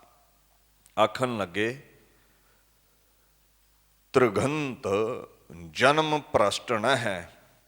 ਤ੍ਰਿਗ ਲਫ਼ਜ਼ ਨਾ ਸੰਸਕ੍ਰਿਤ ਦੇ ਧਿਕ ਲਫ਼ਜ਼ ਤੋਂ ਬਣਿਆ ਹੈ, ਭਾਵ ਉਹਦੇ ਤੇ ਤ੍ਰਿਕਾਰ ਹੈ, ਉਹਨੂੰ ਫਿਟਕਾਰ ਹੈ, ਉਸ ਨੂੰ ਲਾਹਨਤ ਹੈ, ਉਹਦਾ ਜੀਵਨ ਖੋਟਾ ਹੈ, ਜਿਸ ਨੇ ਗੁਰਮੰਤਰ ਪ੍ਰਾਪਤ ਨਹੀਂ ਕੀਤਾ। ਭ੍ਰਿਸ਼ਟ ਕਿਹਨੂੰ ਕਹਿੰਦੇ ਨੇ? ਜੋ ਡਿੱਗਿਆ ਹੋਇਆ ਹੈ, ਭੈੜੇ ਜੀਵਨ ਵਾਲਾ। ਆਪਾਂ ਦੇਖਦੇ ਹਾਂ ਜਿਹੜੇ ਗੁਰਮੰਤਰ ਤੋਂ ਹੀਣੇ ਨੇ, ਨਸ਼ੇ ਵਿੱਚ ਗਲਤਾਨ ਰਹਿੰਦੇ ਨੇ, ਮਾਂ ਸ਼ਰਾਬ ਵਿੱਚ ਡੁੱਬੇ ਰਹਿੰਦੇ ਨੇ, ਇਸ ਪਾਕ ਮਨੁੱਖੇ ਜਾਮੇ ਨੂੰ ਵਿਕਾਰਾਂ ਵਿੱਚ, ਕਾਮ ਕ੍ਰੋਧ ਲੋਭ ਵਿੱਚ ਡੁੱਬ ਕੇ ਗਵਾ ਬੈਠਦੇ ਨੇ, ਜੀਵਨ ਅਜਾਈ ਜਾਂਦਾ ਹੈ। ਸੋ ਸਾਰਿਆਂ ਤੋਂ ਉੱਪਰ ਮੰਤਰ ਹੈ ਅਕਾਲ ਪੁਰਖ ਦਾ ਨਾਮ, ਜੋ ਗੁਰੂ ਪਾਤਸ਼ਾਹ ਬਖਸ਼ਦੇ ਰਹੇ, ਜੋ ਪੰਜ ਪਿਆਰੇ ਬਖਸ਼ਦੇ ਨੇ। ਮਹਾ ਮੰਤਰ ਮੰਤਰੰ ਮਹਾਕਾਲ ਕਾਲੰ। ਕਲਗੀਧਰ ਕਹਿੰਦੇ ਕਾਲ ਦਾ ਕਾਲ ਜੋ ਅਕਾਲ ਪੁਰਖ ਹੈ, ਉਹਦਾ ਨਾਮ ਹੀ ਗੁਰਮੰਤਰ ਹੈ। ਮੰਤਰਾਂ ਚੋਂ ਮਹਾ ਮੰਤਰ ਹੈ ਉਹ ਕੀ ਹੈ? ਵਾਹਿਗੁਰੂ, ਜੋ ਅਸਚਰਜ ਰੂਪ ਹੈ। He is the most effulgent. ਜਿੰਨੇ ਵੀ ਦੁਨੀਆ ਦੇ ਮੰਤਰ ਨੇ, ਸਭ ਤੋਂ ਉੱਚਾ ਮੰਤਰ ਅਕਾਲ ਪੁਰਖ ਦਾ ਨਾਮ ਹੈ। ਫਿਰ ਹੁਕਮ ਕੀ ਹੈ? ਚਲਤ ਬੈਸਤ ਸੋਵਤ ਜਾਗਤ ਗੁਰ ਮੰਤਰ ਹਿਰਦੈ ਚਿਤਾਰ। ਉੱਠਦਿਆਂ ਬਹਿੰਦਿਆਂ ਸੌਂਦਿਆਂ ਜਾਗਦਿਆਂ ਅਭਿਆਸ ਕਰ ਇਸ ਮੰਤਰ ਦਾ। ਚਰਨ ਸਰਣ ਭਜ ਸੰਗ ਸਾਧੂ ਭਵ ਸਾਗਰ ਉਤਰੈ ਪਾਰ। ਤੇ ਜਦੋਂ ਸੰਗਤ ਵਿੱਚ ਬਹਿ ਕੇ ਇਹਦਾ ਅਭਿਆਸ ਕਰੇ, ਉੱਠਦਿਆਂ ਬਹਿੰਦਿਆਂ ਸੌਂਦਿਆਂ ਅਭਿਆਸ ਕਰੇ, ਭਵ ਸਾਗਰ ਤੋਂ ਪਾਰ ਲੰਘ ਜਾਵੇਂਗਾ ਤੂੰ। ਸੰਸਾਰ ਸਾਗਰ ਤੋਂ, ਦੁੱਖਾਂ ਰੋਗਾਂ ਸੋਗਾਂ ਤੋਂ ਪਾਰ ਲੰਘ ਜਾਵੇਂਗਾ। ਬਾਣੀ ਕਹਿੰਦੀ ਹੈ ਗੁਰਮੰਤਰੜਾ ਚਿਤਾਰ, ਨਾਨਕ ਦੁੱਖ ਨਾ ਥੀਵਈ। ਜੇ ਗੁਰਮੰਤਰ ਨੂੰ ਚਿਤਾਰੇਂਗਾ, ਚੇਤੇ ਰੱਖੇਂਗਾ, ਤੈਨੂੰ ਦੁੱਖ ਨਹੀਂ ਲੱਗੇਗਾ। ਕੀ ਕਹਿੰਦੇ ਨੇ? ਅੰਧਕਾਰ ਮਹਿ ਗੁਰਮੰਤਰ ਉਜਾਰਾ, ਗੁਰ ਕੈ ਸੰਗ ਸਗਲ ਨਿਸਤਾਰਾ। ਵਿਕਾਰਾਂ ਦੇ, ਰੋਗਾਂ ਦੇ, ਸੋਗਾਂ ਦੇ ਹਨੇਰੇ ਵਿੱਚ ਗੁਰੂ ਦਾ ਮੰਤਰ ਚਾਨਣ ਬਖਸ਼ਦਾ ਹੈ। ਲੋਕ ਪਰਲੋਕ ਦਾ ਚਾਨਣਾ ਹੈ ਉਹ। ਜਿਹੜਾ ਜਪੇਗਾ ਗੁਰ ਕੈ ਸੰਗ ਸਗਲ ਨਿਸਤਾਰਾ, ਉਹ ਲਿਬਰੇਸ਼ਨ ਪ੍ਰਾਪਤ ਕਰੇਗਾ, ਉਹ ਮੁਕਤੀ ਪ੍ਰਾਪਤ ਕਰੇਗਾ, ਉਹ ਐਮੈਂਸੀਪੇਸ਼ਨ ਪ੍ਰਾਪਤ ਕਰੇਗਾ, ਰੋਗ ਸੋਗ ਉਸਦੇ ਮਿਟ ਜਾਣਗੇ। ਐਸੀ ਬਖਸ਼ਿਸ਼ ਹੈ ਉਹਦੇ ਨਾਮ ਦੀ। ਤੇ ਜਪਣ ਵਾਲੇ ਦੇ ਸੰਗੀ ਸਾਥੀ ਵੀ ਪਾਰ ਲੱਗਣਗੇ। ਸਗਲ ਨਿਸਤਾਰਾ। ਸੋ ਗੁਰਮੰਤਰ ਦੀ ਬੜੀ ਵਡਿਆਈ ਹੈ। ਤੇ ਜਿਹੜਾ ਗੁਰਮੰਤਰ ਤੋਂ ਹੀਣਾ ਹੈ, ਉਹਦੇ ਜੀਵਨ ਤੇ ਅੱਗੇ ਹੋਰ ਚਾਨਣਾ ਪਾਉਂਦੇ ਨੇ। ਤ੍ਰਿਕਾਰ ਕਹਿ ਕੇ ਨਾ ਅੱਗੇ ਫਿਰ ਉਦਾਹਰਨਾਂ ਕੁਝ ਪਾਤਸ਼ਾਹ ਬਖਸ਼ਦੇ ਨੇ। ਮਹਾਰਾਜ ਆਖਣ ਲੱਗੇ, ਕੂਕ ਰਹਿ ਸੂਕ ਰਹਿ ਗਰਦਬ ਹੈ ਕਾਕ ਹੈ ਸਰਪ ਨਹਿ ਤੁਲਖਲ ਹੈ। ਕਹਿੰਦੇ ਉਸ ਇਨਸਾਨ ਦਾ ਜਿਹੜਾ ਜੀਵਨ ਹੈ ਨਾ, ਉਹਨੂੰ ਖਲ ਲਫ਼ਜ਼ ਵਰਤਿਆ, ਮੂਰਖ, ਅਗਿਆਨੀ, ਗਾਫਲ। ਉਸ ਮੂਰਖ ਇਨਸਾਨ ਦਾ ਜਿਹੜਾ ਜੀਵਨ ਹੈ, ਕੂਕਰ ਤੋਂ ਭਾਵ ਹੈ ਕੁੱਤਿਆਂ ਵਰਗਾ ਹੈ, ਸੂਕਰ ਤੋਂ ਭਾਵ ਹੈ ਸੂਰਾਂ ਵਰਗਾ ਹੈ, ਗਰਦਬ ਹੈ ਉਹਦਾ ਜਿਹੜਾ ਜੀਵਨ ਹੈ ਉਹ ਖੋਤੇ ਵਰਗਾ ਹੈ, ਗਧੇ ਵਰਗਾ ਹੈ। ਅੱਗੇ ਉਦਾਹਰਣ ਵਰਤੀ ਹੈ, ਉਹ ਸੱਪ ਵਰਗਾ ਜੀਵਨ ਰੱਖਦਾ ਹੈ। ਤੁੱਲ ਹੈ ਇਹਨਾਂ ਦੇ, ਕੁੱਤਿਆਂ ਦੇ, ਸੂਰਾਂ ਦੇ, ਸੱਪਾਂ ਦੇ, ਗਧਿਆਂ ਦੇ ਤੁੱਲ ਹੈ ਉਹ ਇਨਸਾਨ ਜਿਹੜਾ ਗੁਰਮੰਤਰ ਤੋਂ ਹੀਣਾ ਹੈ। ਹੁਣ ਇਸ ਗੱਲ ਵੱਲ ਧਿਆਨ ਦਿਓ। ਬਾਣੀ ਨੇ ਇੱਕ ਗੱਲ ਕਹੀ ਹੈ, ਬਿਨ ਸਿਮਰਨ ਭਏ ਕੂਕਰ ਕਾਮ। ਬਿਨਾਂ ਸਿਮਰਨ ਤੋਂ ਬੰਦੇ ਦੇ ਕਰਮ ਕੁੱਤਿਆਂ ਵਾਲੇ ਨੇ। ਉਹਦਾ ਕਾਰਨ ਕੀ ਹੈ? ਕੁੱਤਾ ਕਾਮੀ ਬੜਾ ਹੈ। ਜਦੋਂ ਕਾਮਵਸ ਹੁੰਦਾ ਨਾ, ਤੇ ਕੂਕਰ ਇਹ ਨਹੀਂ ਵੇਖਦਾ ਵੀ ਇਹ ਭੈਣ ਹੈ, ਇਹ ਮਾਂ ਹੈ, ਇਹ ਕੌਣ ਹੈ। ਉਹ ਹਰ ਦੂਸਰੇ ਕੂਕਰ ਤੇ ਹਮਲਾ ਕਰਦਾ ਹੈ। ਜਦੋਂ ਉਹ ਹਲਕ ਜਾਂਦਾ ਹੈ, ਉਹ ਮਾਲਕ ਨੂੰ ਵੀ ਵੱਢ ਲੈਂਦਾ ਹੈ। ਜਿਹੜਾ ਲੋਭੀ ਬੰਦਾ ਹੈ, ਨਾਮ ਤੋਂ ਹੀਣਾ ਬੰਦਾ ਹੈ, ਜਿਹੜਾ ਸਿਮਰਨ ਭਜਨ ਨਹੀਂ ਕਰਦਾ, ਉਹਦੇ 'ਚ ਦਇਆ ਨਹੀਂ ਹੁੰਦੀ। ਉਸ ਹਲਕੇ ਕੁੱਤੇ ਵਾਂਗੂ ਘਾਤਕ ਹੈ, ਆਪਣਿਆਂ ਨੂੰ ਵੀ ਵੱਢ ਕੱਟ ਸਕਦਾ ਹੈ। ਉਹ ਲੋਭ ਬਦਲੇ ਪਿਓ ਦਾ ਵੀ ਗਲਾ ਘੁੱਟ ਸਕਦਾ ਹੈ। ਉਹ ਲੋਭ ਵਿੱਚ ਆ ਕੇ ਕਿਸੇ ਦਾ ਵੀ ਹੱਕ ਖਾ ਸਕਦਾ ਹੈ, ਮੁਰਦਾਰ ਖਾ ਸਕਦਾ ਹੈ। ਸੋ ਨਾਮ ਤੋਂ ਹੀਣਾ ਬੰਦਾ ਕੂਕਰ ਵਰਗਾ ਹੈ। ਹਜੇ ਕੁੱਤੇ ਵਿੱਚ ਇੱਕ ਗੁਣ ਹੈ, ਸਾਖਤ ਵਿੱਚ ਤੇ ਉਹ ਵੀ ਗੁਣ ਨਹੀਂ। ਕੁੱਤਾ ਮਾਲਕ ਦਾ ਵਫਾਦਾਰ ਹੁੰਦਾ ਹੈ। ਜਿਹਦੇ ਦਰ ਦੀ ਬੋਟੀ ਖਾਂਦਾ ਹੈ ਨਾ, ਉਹਦੇ ਲਈ ਵਫਾਦਾਰ ਹੁੰਦਾ ਹੈ। ਮਾਲਕ ਡਾਂਗ ਵੀ ਮਾਰੇ ਤੇ ਫਿਰ ਵੀ ਬੈਠਾ ਰਹਿੰਦਾ ਹੈ। ਜਿਵੇਂ ਗੁਰੂ ਤੇਗ ਬਹਾਦਰ ਸਾਹਿਬ ਨੇ ਉਦਾਹਰਣ ਦਿੱਤੀ ਹੈ ਨਾ, ਸੁਆਮੀ ਕੋ ਗ੍ਰਹਿ ਜਿਉ ਸਦਾ, ਸਵਾਨ ਤਜਤ ਨਹੀਂ ਨਿਤ, ਨਾਨਕ ਇਹ ਬਿਦ ਹਰ ਭਜੋ, ਇੱਕ ਮਨ ਹੋਏ ਇੱਕ ਚਿੱਤ। ਸੁਆਮੀ ਦਾ ਦਰ ਨਹੀਂ ਛੱਡਦਾ ਜਿਹੜਾ ਕੁੱਤਾ ਹੈ। ਇੱਕ ਗੁਣ ਤੇ ਹੈ ਉਹਦੇ 'ਚ, ਵਫਾਦਾਰੀ ਦਾ। ਰੱਬ ਦੇ ਨਾਮ ਤੋਂ ਹੀਣੇ ਬੰਦੇ ਵਿੱਚ ਉਹ ਵੀ ਗੁਣ ਨਹੀਂ ਹੁੰਦਾ। ਭਾਵ ਕੂਕਰਾਂ ਦੀ ਜੂਨ ਨਾਲੋਂ ਵੀ ਭੈੜਾ ਹੈ ਉਹ। ਫਿਰ ਆ ਜਾਂਦੇ ਨੇ ਸੂਕਰ, ਸੂਰ। ਜਿਹੜਾ ਸੂਰ ਹੈ ਨਾ, ਉਹ ਗੰਦਗੀ ਖਾਂਦਾ ਹੈ। ਨਾਮ ਤੋਂ ਹੀਣਾ ਬੰਦਾ ਕਾਮ ਕ੍ਰੋਧ ਲੋਭ ਮੋਹ ਹੰਕਾਰ ਰੂਪੀ ਗੰਦਗੀ ਖਾਂਦਾ ਹੈ। ਸੂਕਰ ਤੋਂ ਬਾਅਦ ਜਿਹੜੀ ਅਗਲੀ ਉਦਾਹਰਣ ਪਾਤਸ਼ਾਹ ਨੇ ਵਰਤੀ ਹੈ, ਮਹਾਰਾਜ ਇੱਥੇ ਗਰਦਬਹਿ, ਗਧੇ ਦੀ ਗੱਲ ਕਰਦੇ ਨੇ। ਗਧਾ ਕੀ ਕਰਦਾ? ਭਾਰ ਉਠਾਉਂਦਾ ਹੈ। ਸਾਕਤ ਬੰਦਾ, ਨਾਮ ਤੋਂ ਹੀਣਾ ਬੰਦਾ, ਗੈਰਾਂ ਦੀ ਨਿੰਦਿਆ ਕਰਕੇ ਉਹਨਾਂ ਦੇ ਨਾਲ ਗੁਣਾਂ ਦੀ ਸਾਂਝ ਪਾਉਣ ਦੀ ਬਜਾਏ ਔਗਣਾਂ ਨੂੰ ਫਰੋਲ ਕੇ ਨਿੰਦਿਆ ਕਰਨ ਰੂਪੀ ਭਾਰ ਉਠਾਉਂਦਾ ਹੈ। ਇਹਦੇ ਤੋਂ ਬਾਅਦ, ਗਰਦਬਹਿ ਤੋਂ ਬਾਅਦ, ਦੀਨ ਦੁਨੀਆ ਦੇ ਮਾਲਕ ਨੇ ਕਾਕਹਿ ਲਫ਼ਜ਼ ਵਰਤਿਆ ਹੈ। ਕਾਂ, ਕਾਂ ਵਿਸ਼ਟਾ ਖਾਂਦਾ ਹੈ। ਕਾਂ ਗੰਦਗੀ ਵਿੱਚ ਚੁੰਝ ਮਾਰਦਾ ਹੈ। ਤੇ ਵਿਸ਼ਟਾ ਮਹਾਰਾਜ ਨੇ ਨਿੰਦਾ ਨੂੰ ਕਿਹਾ ਹੈ। ਕਿਸੇ ਦੇ ਗੁਣ ਔਗਣ ਫਰੋਲੀ ਜਾਣੇ। ਮਹਾਰਾਜ ਕਹਿੰਦੇ ਜਿਵੇਂ ਕਾਂ ਗੰਦਗੀ ਵਿੱਚ ਚੁੰਝ ਮਾਰਦਾ ਹੈ, ਇੱਦਾਂ ਵਿਕਾਰਾਂ ਵਿੱਚ, ਕਾਮ ਕ੍ਰੋਧ ਵਿੱਚ, ਲੋਭ ਵਿੱਚ, ਨਿੰਦਾ ਵਿੱਚ, ਚੁਗਲੀ ਵਿੱਚ ਜਿਹੜਾ ਸਾਖਤ ਮਨਮੁਖ ਬੰਦਾ ਹੈ, ਉਹ ਚੁੰਝ ਮਾਰਦਾ ਹੈ। ਅੱਛਾ, ਸੂਰ ਦੇ ਵਿੱਚ ਇੱਕ ਗੁਣ ਹੈ ਵੀ ਉਹ ਨਾ ਜਿੱਥੇ ਰਵੇ ਨਾ, ਉੱਥੋਂ ਦੀ ਗੰਦਗੀ ਖਾ ਕੇ ਉਸ ਕਸਬੇ ਦੀ, ਪਿੰਡ ਦੀ ਸਫਾਈ ਰੱਖਦਾ ਹੈ। ਤੇ ਕਬੀਰ ਜੀ ਕਹਿੰਦੇ ਜਿਹੜਾ ਸਾਕਤ ਬੰਦਾ ਹੈ ਨਾ, ਉਹ ਸੂਰ ਨਾਲੋਂ ਵੀ ਭੈੜਾ ਹੈ। ਉਹਨਾਂ ਨੇ ਬਚਨ ਕਿਹਾ, ਕਬੀਰ ਸਾਕਤ ਤੇ ਸੂਕਰ ਭਲਾ, ਰਾਖੈ ਆਸ਼ਾ ਗਾਓ, ਉਹ ਸਾਕਤ ਬਪਰਾ ਮਰ ਗਿਆ, ਕੋਏ ਨਾ ਲੈ ਹੈ ਨਾਓ। ਕਹਿੰਦੇ ਸੂਕਰ ਤੇ ਫਿਰ ਵੀ ਸ਼ਹਿਰ ਦੀ, ਕਸਬੇ ਦੀ ਸਫਾਈ ਕਰਦਾ, ਸਾਕਤ ਤੇ ਗੰਦਗੀ ਹੀ ਫੈਲਾਉਂਦਾ ਹੈ। ਆਪ ਟੁੱਟਿਆ ਹੈ ਰੱਬ ਤੋਂ, ਹੋਰਾਂ ਨੂੰ ਵੀ ਤੋੜਦਾ ਹੈ। ਆਪ ਵਿਕਾਰਾਂ ਦੀ ਗੰਦਗੀ ਵਿੱਚ ਡੁੱਬਿਆ ਹੈ, ਹੋਰਾਂ ਨੂੰ ਵੀ ਵਿਕਾਰਾਂ ਦੇ ਵਿੱਚ ਨਾਲ ਲੈ ਕੇ ਡੁੱਬ ਜਾਂਦਾ ਹੈ। ਆਪ ਨਿੰਦਾ ਕਰਦਾ ਹੈ, ਹੋਰਾਂ ਨੂੰ ਵੀ ਨਿੰਦਾ ਕਰਨ ਲਾ ਲੈਂਦਾ ਹੈ। ਸੋ ਇੱਥੇ ਮਹਾਰਾਜ ਕਹਿੰਦੇ ਜਿਹਦੇ ਕੋਲ ਨਾਮ ਨਹੀਂ ਹੈ ਨਾ, ਉਹ ਮੂਰਖ ਇਨਸਾਨ। ਅਗਲੀ ਉਦਾਹਰਣ ਦਿੱਤੀ, ਸੱਪ ਵਰਗਾ ਹੈ। ਸੱਪ ਕੀ ਕਰਦਾ ਹੈ? ਡੰਗਦਾ ਹੈ, ਜ਼ਹਿਰ ਉਗਲਦਾ ਹੈ। ਮਨਮੁਖ ਬੰਦੇ ਕੋਲੋਂ ਜਦੋਂ ਵੀ ਵੇਖੋਗੇ ਨਿੰਦਾ ਰੂਪੀ ਜ਼ਹਿਰ ਹੀ ਪ੍ਰਗਟ ਹੋਵੇਗੀ। ਈਰਖਾ ਦੀ ਜ਼ਹਿਰ ਹੀ ਉਗਲਦਾ ਰਹੇਗਾ। ਐਵੇਂ ਆਂਢੀਆਂ ਗੁਆਂਢੀਆਂ ਨਾਲ ਸਿਰ ਫਸਾਈ ਫਿਰਦਾ ਹੈ।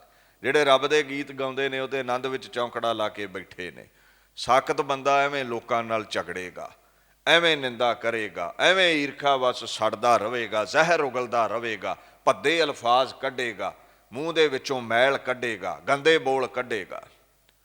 ਸੋ ਮਹਾਰਾਜ ਇੱਥੇ ਸਮਝਾਉਂਦੇ ਨੇ, ਗੁਰਮੰਤਰ ਤੋਂ ਹੀਣਾ ਬੰਦਾ ਸੂਕਰਾਂ, ਸੂਰਾਂ, ਕੁੱਤਿਆਂ, ਬਿੱਲਿਆਂ ਦੀਆਂ ਜੂਨਾਂ ਵਿੱਚ ਪੈਂਦਾ ਹੈ। ਉਹਦਾ ਸੁਭਾਅ ਮਨੁੱਖੇ ਜਾਮੇ ਵਿੱਚ ਵੀ ਇਹਨਾਂ ਭੱਦੀਆਂ ਜੂਨਾਂ ਵਰਗਾ ਹੁੰਦਾ ਹੈ। ਅਗਾਂਹ ਉਸ ਨੂੰ ਜੂਨਾਂ ਵੀ ਐਸੀਆਂ ਹੀ ਮਿਲਦੀਆਂ ਨੇ। ਤੁਸੀਂ ਬਾਣੀ ਨੂੰ ਧਿਆਨ ਨਾਲ ਪੜ੍ਹੋ, ਇਹ ਨਾ ਸਮਝਿਓ ਵੀ ਇੱਥੇ ਇਕੱਲੇ ਸੁਭਾਅ ਦੀ ਗੱਲ ਹੈ ਤੇ ਇਹ ਜੂਨਾਂ ਵਿੱਚ ਇਨਸਾਨ ਨਹੀਂ ਜਾਂਦਾ। ਬੜੀ ਲੰਮੀ ਕਤਾਰ ਹੈ 84 ਲੱਖ ਜੂਨਾਂ ਦੀ। ਸਾਫ ਗੁਰੂ ਗ੍ਰੰਥ ਸਾਹਿਬ ਨੇ ਇੱਕ ਬਚਨ ਕਿਹਾ ਹੈ, ਸੂਕਰ, ਕੂਕਰ, ਜੋਨ ਭ੍ਰਮੇ ਤੋ ਲਾਜ ਨਾ ਆਈ। ਕਹਿੰਦੇ ਬੰਦਿਆ ਤੂੰ ਕੁੱਤੇ ਦੀ ਸੂਰ ਦੀ ਜੂਨ ਚੋਂ ਆਇਆ ਹੈ, ਐਸੀਆਂ ਤੂੰ ਕਈ ਜੂਨਾਂ ਭੋਗੀਆਂ। ਤੁਸੀਂ ਪੜ੍ਹਦੇ ਹੋ ਨਾ, ਕਈ ਜਨਮ ਭਏ ਕੀਟ ਪਤੰਗਾ, ਕਈ ਜਨਮ ਗਜ ਮੀਨ ਕੁਰੰਗਾ, ਕਈ ਜਨਮ ਪੰਖੀ ਸਰਪ ਹੋਇਓ, ਕਈ ਜਨਮ ਹੈਵਰ ਬ੍ਰਿਖ ਜੋਇਓ। ਇਦਾਂ 1,84 ਜੂਨ ਪਰਮਾਇਆ। ਤੂੰ 84 ਲੱਖ ਜੂਨ ਚੋਂ ਆਇਆ ਹੈ, ਤੋ ਲਾਜ ਨਾ ਆਈ। ਹੁਣ ਮਨੁੱਖ ਬਣ ਗਿਆ, ਤੈਨੂੰ ਲਾਜ ਨਹੀਂ ਆਉਂਦੀ, ਸ਼ਰਮ ਨਹੀਂ ਆਉਂਦੀ। ਫਿਰ ਤੂੰ ਪਸ਼ੂਆਂ ਵਾਲੇ ਕਰਮ ਕਰਦਾ ਹੈ। ਕਰਤੂਤ ਪਸ਼ੂ ਕੀ ਮਾਨਸ ਜਾਤ। ਪਸ਼ੂ ਕੀ ਕਰਦਾ ਹੈ? ਚਾਰਾ ਖਾਣੋਂ ਨਹੀਂ ਹਟਦਾ, ਚਾਰਾ ਖਾ ਕੇ ਸੌਂ ਜਾਂਦਾ ਹੈ, ਸੁੱਤਾ ਰਹਿੰਦਾ ਹੈ। ਕਾਮਵਸ਼ ਹੋਇਆ ਔਲਾਦ ਪੈਦਾ ਕਰ ਲੈਂਦਾ ਹੈ, ਤੇ ਫਿਰ ਚਾਰੇ ਬਦਲੇ ਸਿੰਘ ਫਸਾ ਲੈਂਦਾ ਹੈ, ਖੁਰਲੀ ਤੇ ਝਗੜਦਾ ਦੂਜੇ ਪਸ਼ੂਆਂ ਨਾਲ। ਇਹੀ ਕੁਝ ਬੰਦਾ ਕਰ ਰਿਹਾ ਹੈ। ਖਾਣੋਂ ਨਹੀਂ ਹਟਦਾ, ਖਾ ਕੇ ਸੁੱਤਾ ਹੀ ਰਹਿੰਦਾ ਹੈ। ਔਲਾਦ ਪੈਦਾ ਕਰ ਲਈ, ਕਾਮਵਸ਼ ਹੋ ਗਿਆ, ਮੁਰਦਾਰ ਖਾਧਾ। ਜਿਵੇਂ ਪਸ਼ੂ ਚਾਰੇ ਲਈ ਲੜਿਆ ਹੈ, ਪੈਸੇ ਲਈ ਲੜਿਆ, ਦੂਜੇ ਦਾ ਹੱਕ ਖਾਧਾ, ਐਵੇਂ ਸਿੰਘ ਫਸਾ ਛੱਡੇ। ਅੱਛਾ, ਕਹਿੰਦੇ ਕੀ ਹੈ? ਬੰਦਾ ਬਣ ਗਿਆ ਹੈ 84 ਲੱਖ ਜੂਨ ਤੋਂ ਬਾਅਦ, ਦੋਵਾਂ ਲੱਤਾਂ ਤੇ ਤੂੰ ਆ ਗਿਆ, ਪਰ ਕਰਤੂਤ ਪਸ਼ੂ ਕੀ ਮਾਨਸ ਜਾਤ। ਕਰਤੂਤ ਉਹੀ ਪਸ਼ੂ ਵਾਲੀ। ਜੇ ਨਾਮ ਨਾ ਜਪਿਆ, ਬਾਕੀ ਜਿੰਨੇ ਕਰਮ ਨੇ ਕੰਪੈਰੇਟਿਵਲੀ ਤੁਸੀਂ ਆਪ ਧਿਆਨ ਮਾਰਿਓ, ਇਹ ਪਸ਼ੂ ਵੀ ਕਰਦੇ ਨੇ ਜੋ ਅਸੀਂ ਕਰ ਰਹੇ ਹਾਂ। ਇੱਕ ਨਾਮ ਨਹੀਂ ਉਹ ਜਪਦੇ। ਜੇ ਨਾਮ ਜਪਾਂਗੇ ਸਾਨੂੰ ਨਜ਼ਾਤ ਮਿਲੇਗੀ, ਮੁਕਤੀ ਮਿਲੇਗੀ, 84 ਦਾ ਗੇੜ ਮੁੱਕ ਜਾਵੇਗਾ। ਮਹਾਰਾਜ ਕਹਿੰਦੇ ਸੂਕਰ ਕੂਕਰ ਜੋਨ ਭ੍ਰਮੈ ਤੋ ਲਾਜ ਨਾ ਆਈ। ਰਾਮ ਨਾਮ ਛਾੜ ਅੰਮ੍ਰਿਤ ਕਾਹੇ ਬਿਖ ਖਾਈ। ਨਾਮ ਰੂਪੀ ਅੰਮ੍ਰਿਤ ਛੱਡ ਕੇ ਕਿਉਂ ਵਿਸ਼ਿਆਂ ਵਿਕਾਰਾਂ ਦੀ ਮੈਲ ਖਾਂਦੇ ਹੋ, ਜ਼ਹਿਰ ਖਾਂਦੇ ਹੋ? ਇਹ ਜੂਨਾਂ ਨੇ, ਇਹਨਾਂ ਨੂੰ ਬਿਆਨ ਕੀਤਾ ਹੈ ਬਾਣੀ ਵਿੱਚ। ਇਹਨਾਂ ਜੂਨਾਂ ਵਿੱਚ ਗੁਰਮੰਤਰ ਤੋਂ ਹੀਣਾ ਪ੍ਰਾਣੀ ਪੈਂਦਾ ਹੈ। ਮੁਕਤੀ ਦਾਤਾ ਕੀ ਹੈ? ਅਕਾਲ ਪੁਰਖ ਦਾ ਨਾਮ ਜੋ ਗੁਰੂ ਬਖਸ਼ਦੇ ਨੇ। ਸਤਿਗੁਰ ਦਾਤਾ ਮੁਕਤ ਕਰਾਏ। ਗੁਰੂ ਹੀ ਮੁਕਤੀ ਦੇਣ ਵਾਲਾ ਹੈ, ਗੁਰੂ ਹੀ ਨਿਜਾਤ ਬਖਸ਼ਣ ਵਾਲਾ ਹੈ। ਗੁਰੂ ਗ੍ਰੈਂਟਸ ਲਿਬਰੇਸ਼ਨ। ਮੁਕਤੀ ਚਾਹੁੰਦੇ ਹੋ ਨਾਮ ਜਪੋ, ਨਹੀਂ ਤੇ ਕੂਕਰਾਂ ਸੂਕਰਾਂ ਦੀਆਂ ਜੂਨਾਂ ਤੇ ਇੱਥੇ ਬਣੀਆਂ ਹੀ ਹੋਈਆਂ ਨੇ। ਸੋ ਅਗਲੇ ਸ਼ਲੋਕ ਵਿੱਚ ਮਹਾਰਾਜ ਹੁਕਮ ਕਰਦੇ ਨੇ, ਚਰਨਾਰ ਬਿੰਦ ਭਜਨੰ ਹਿਰਦਯੰ ਨਾਮ ਧਾਰਣ ਹੈ।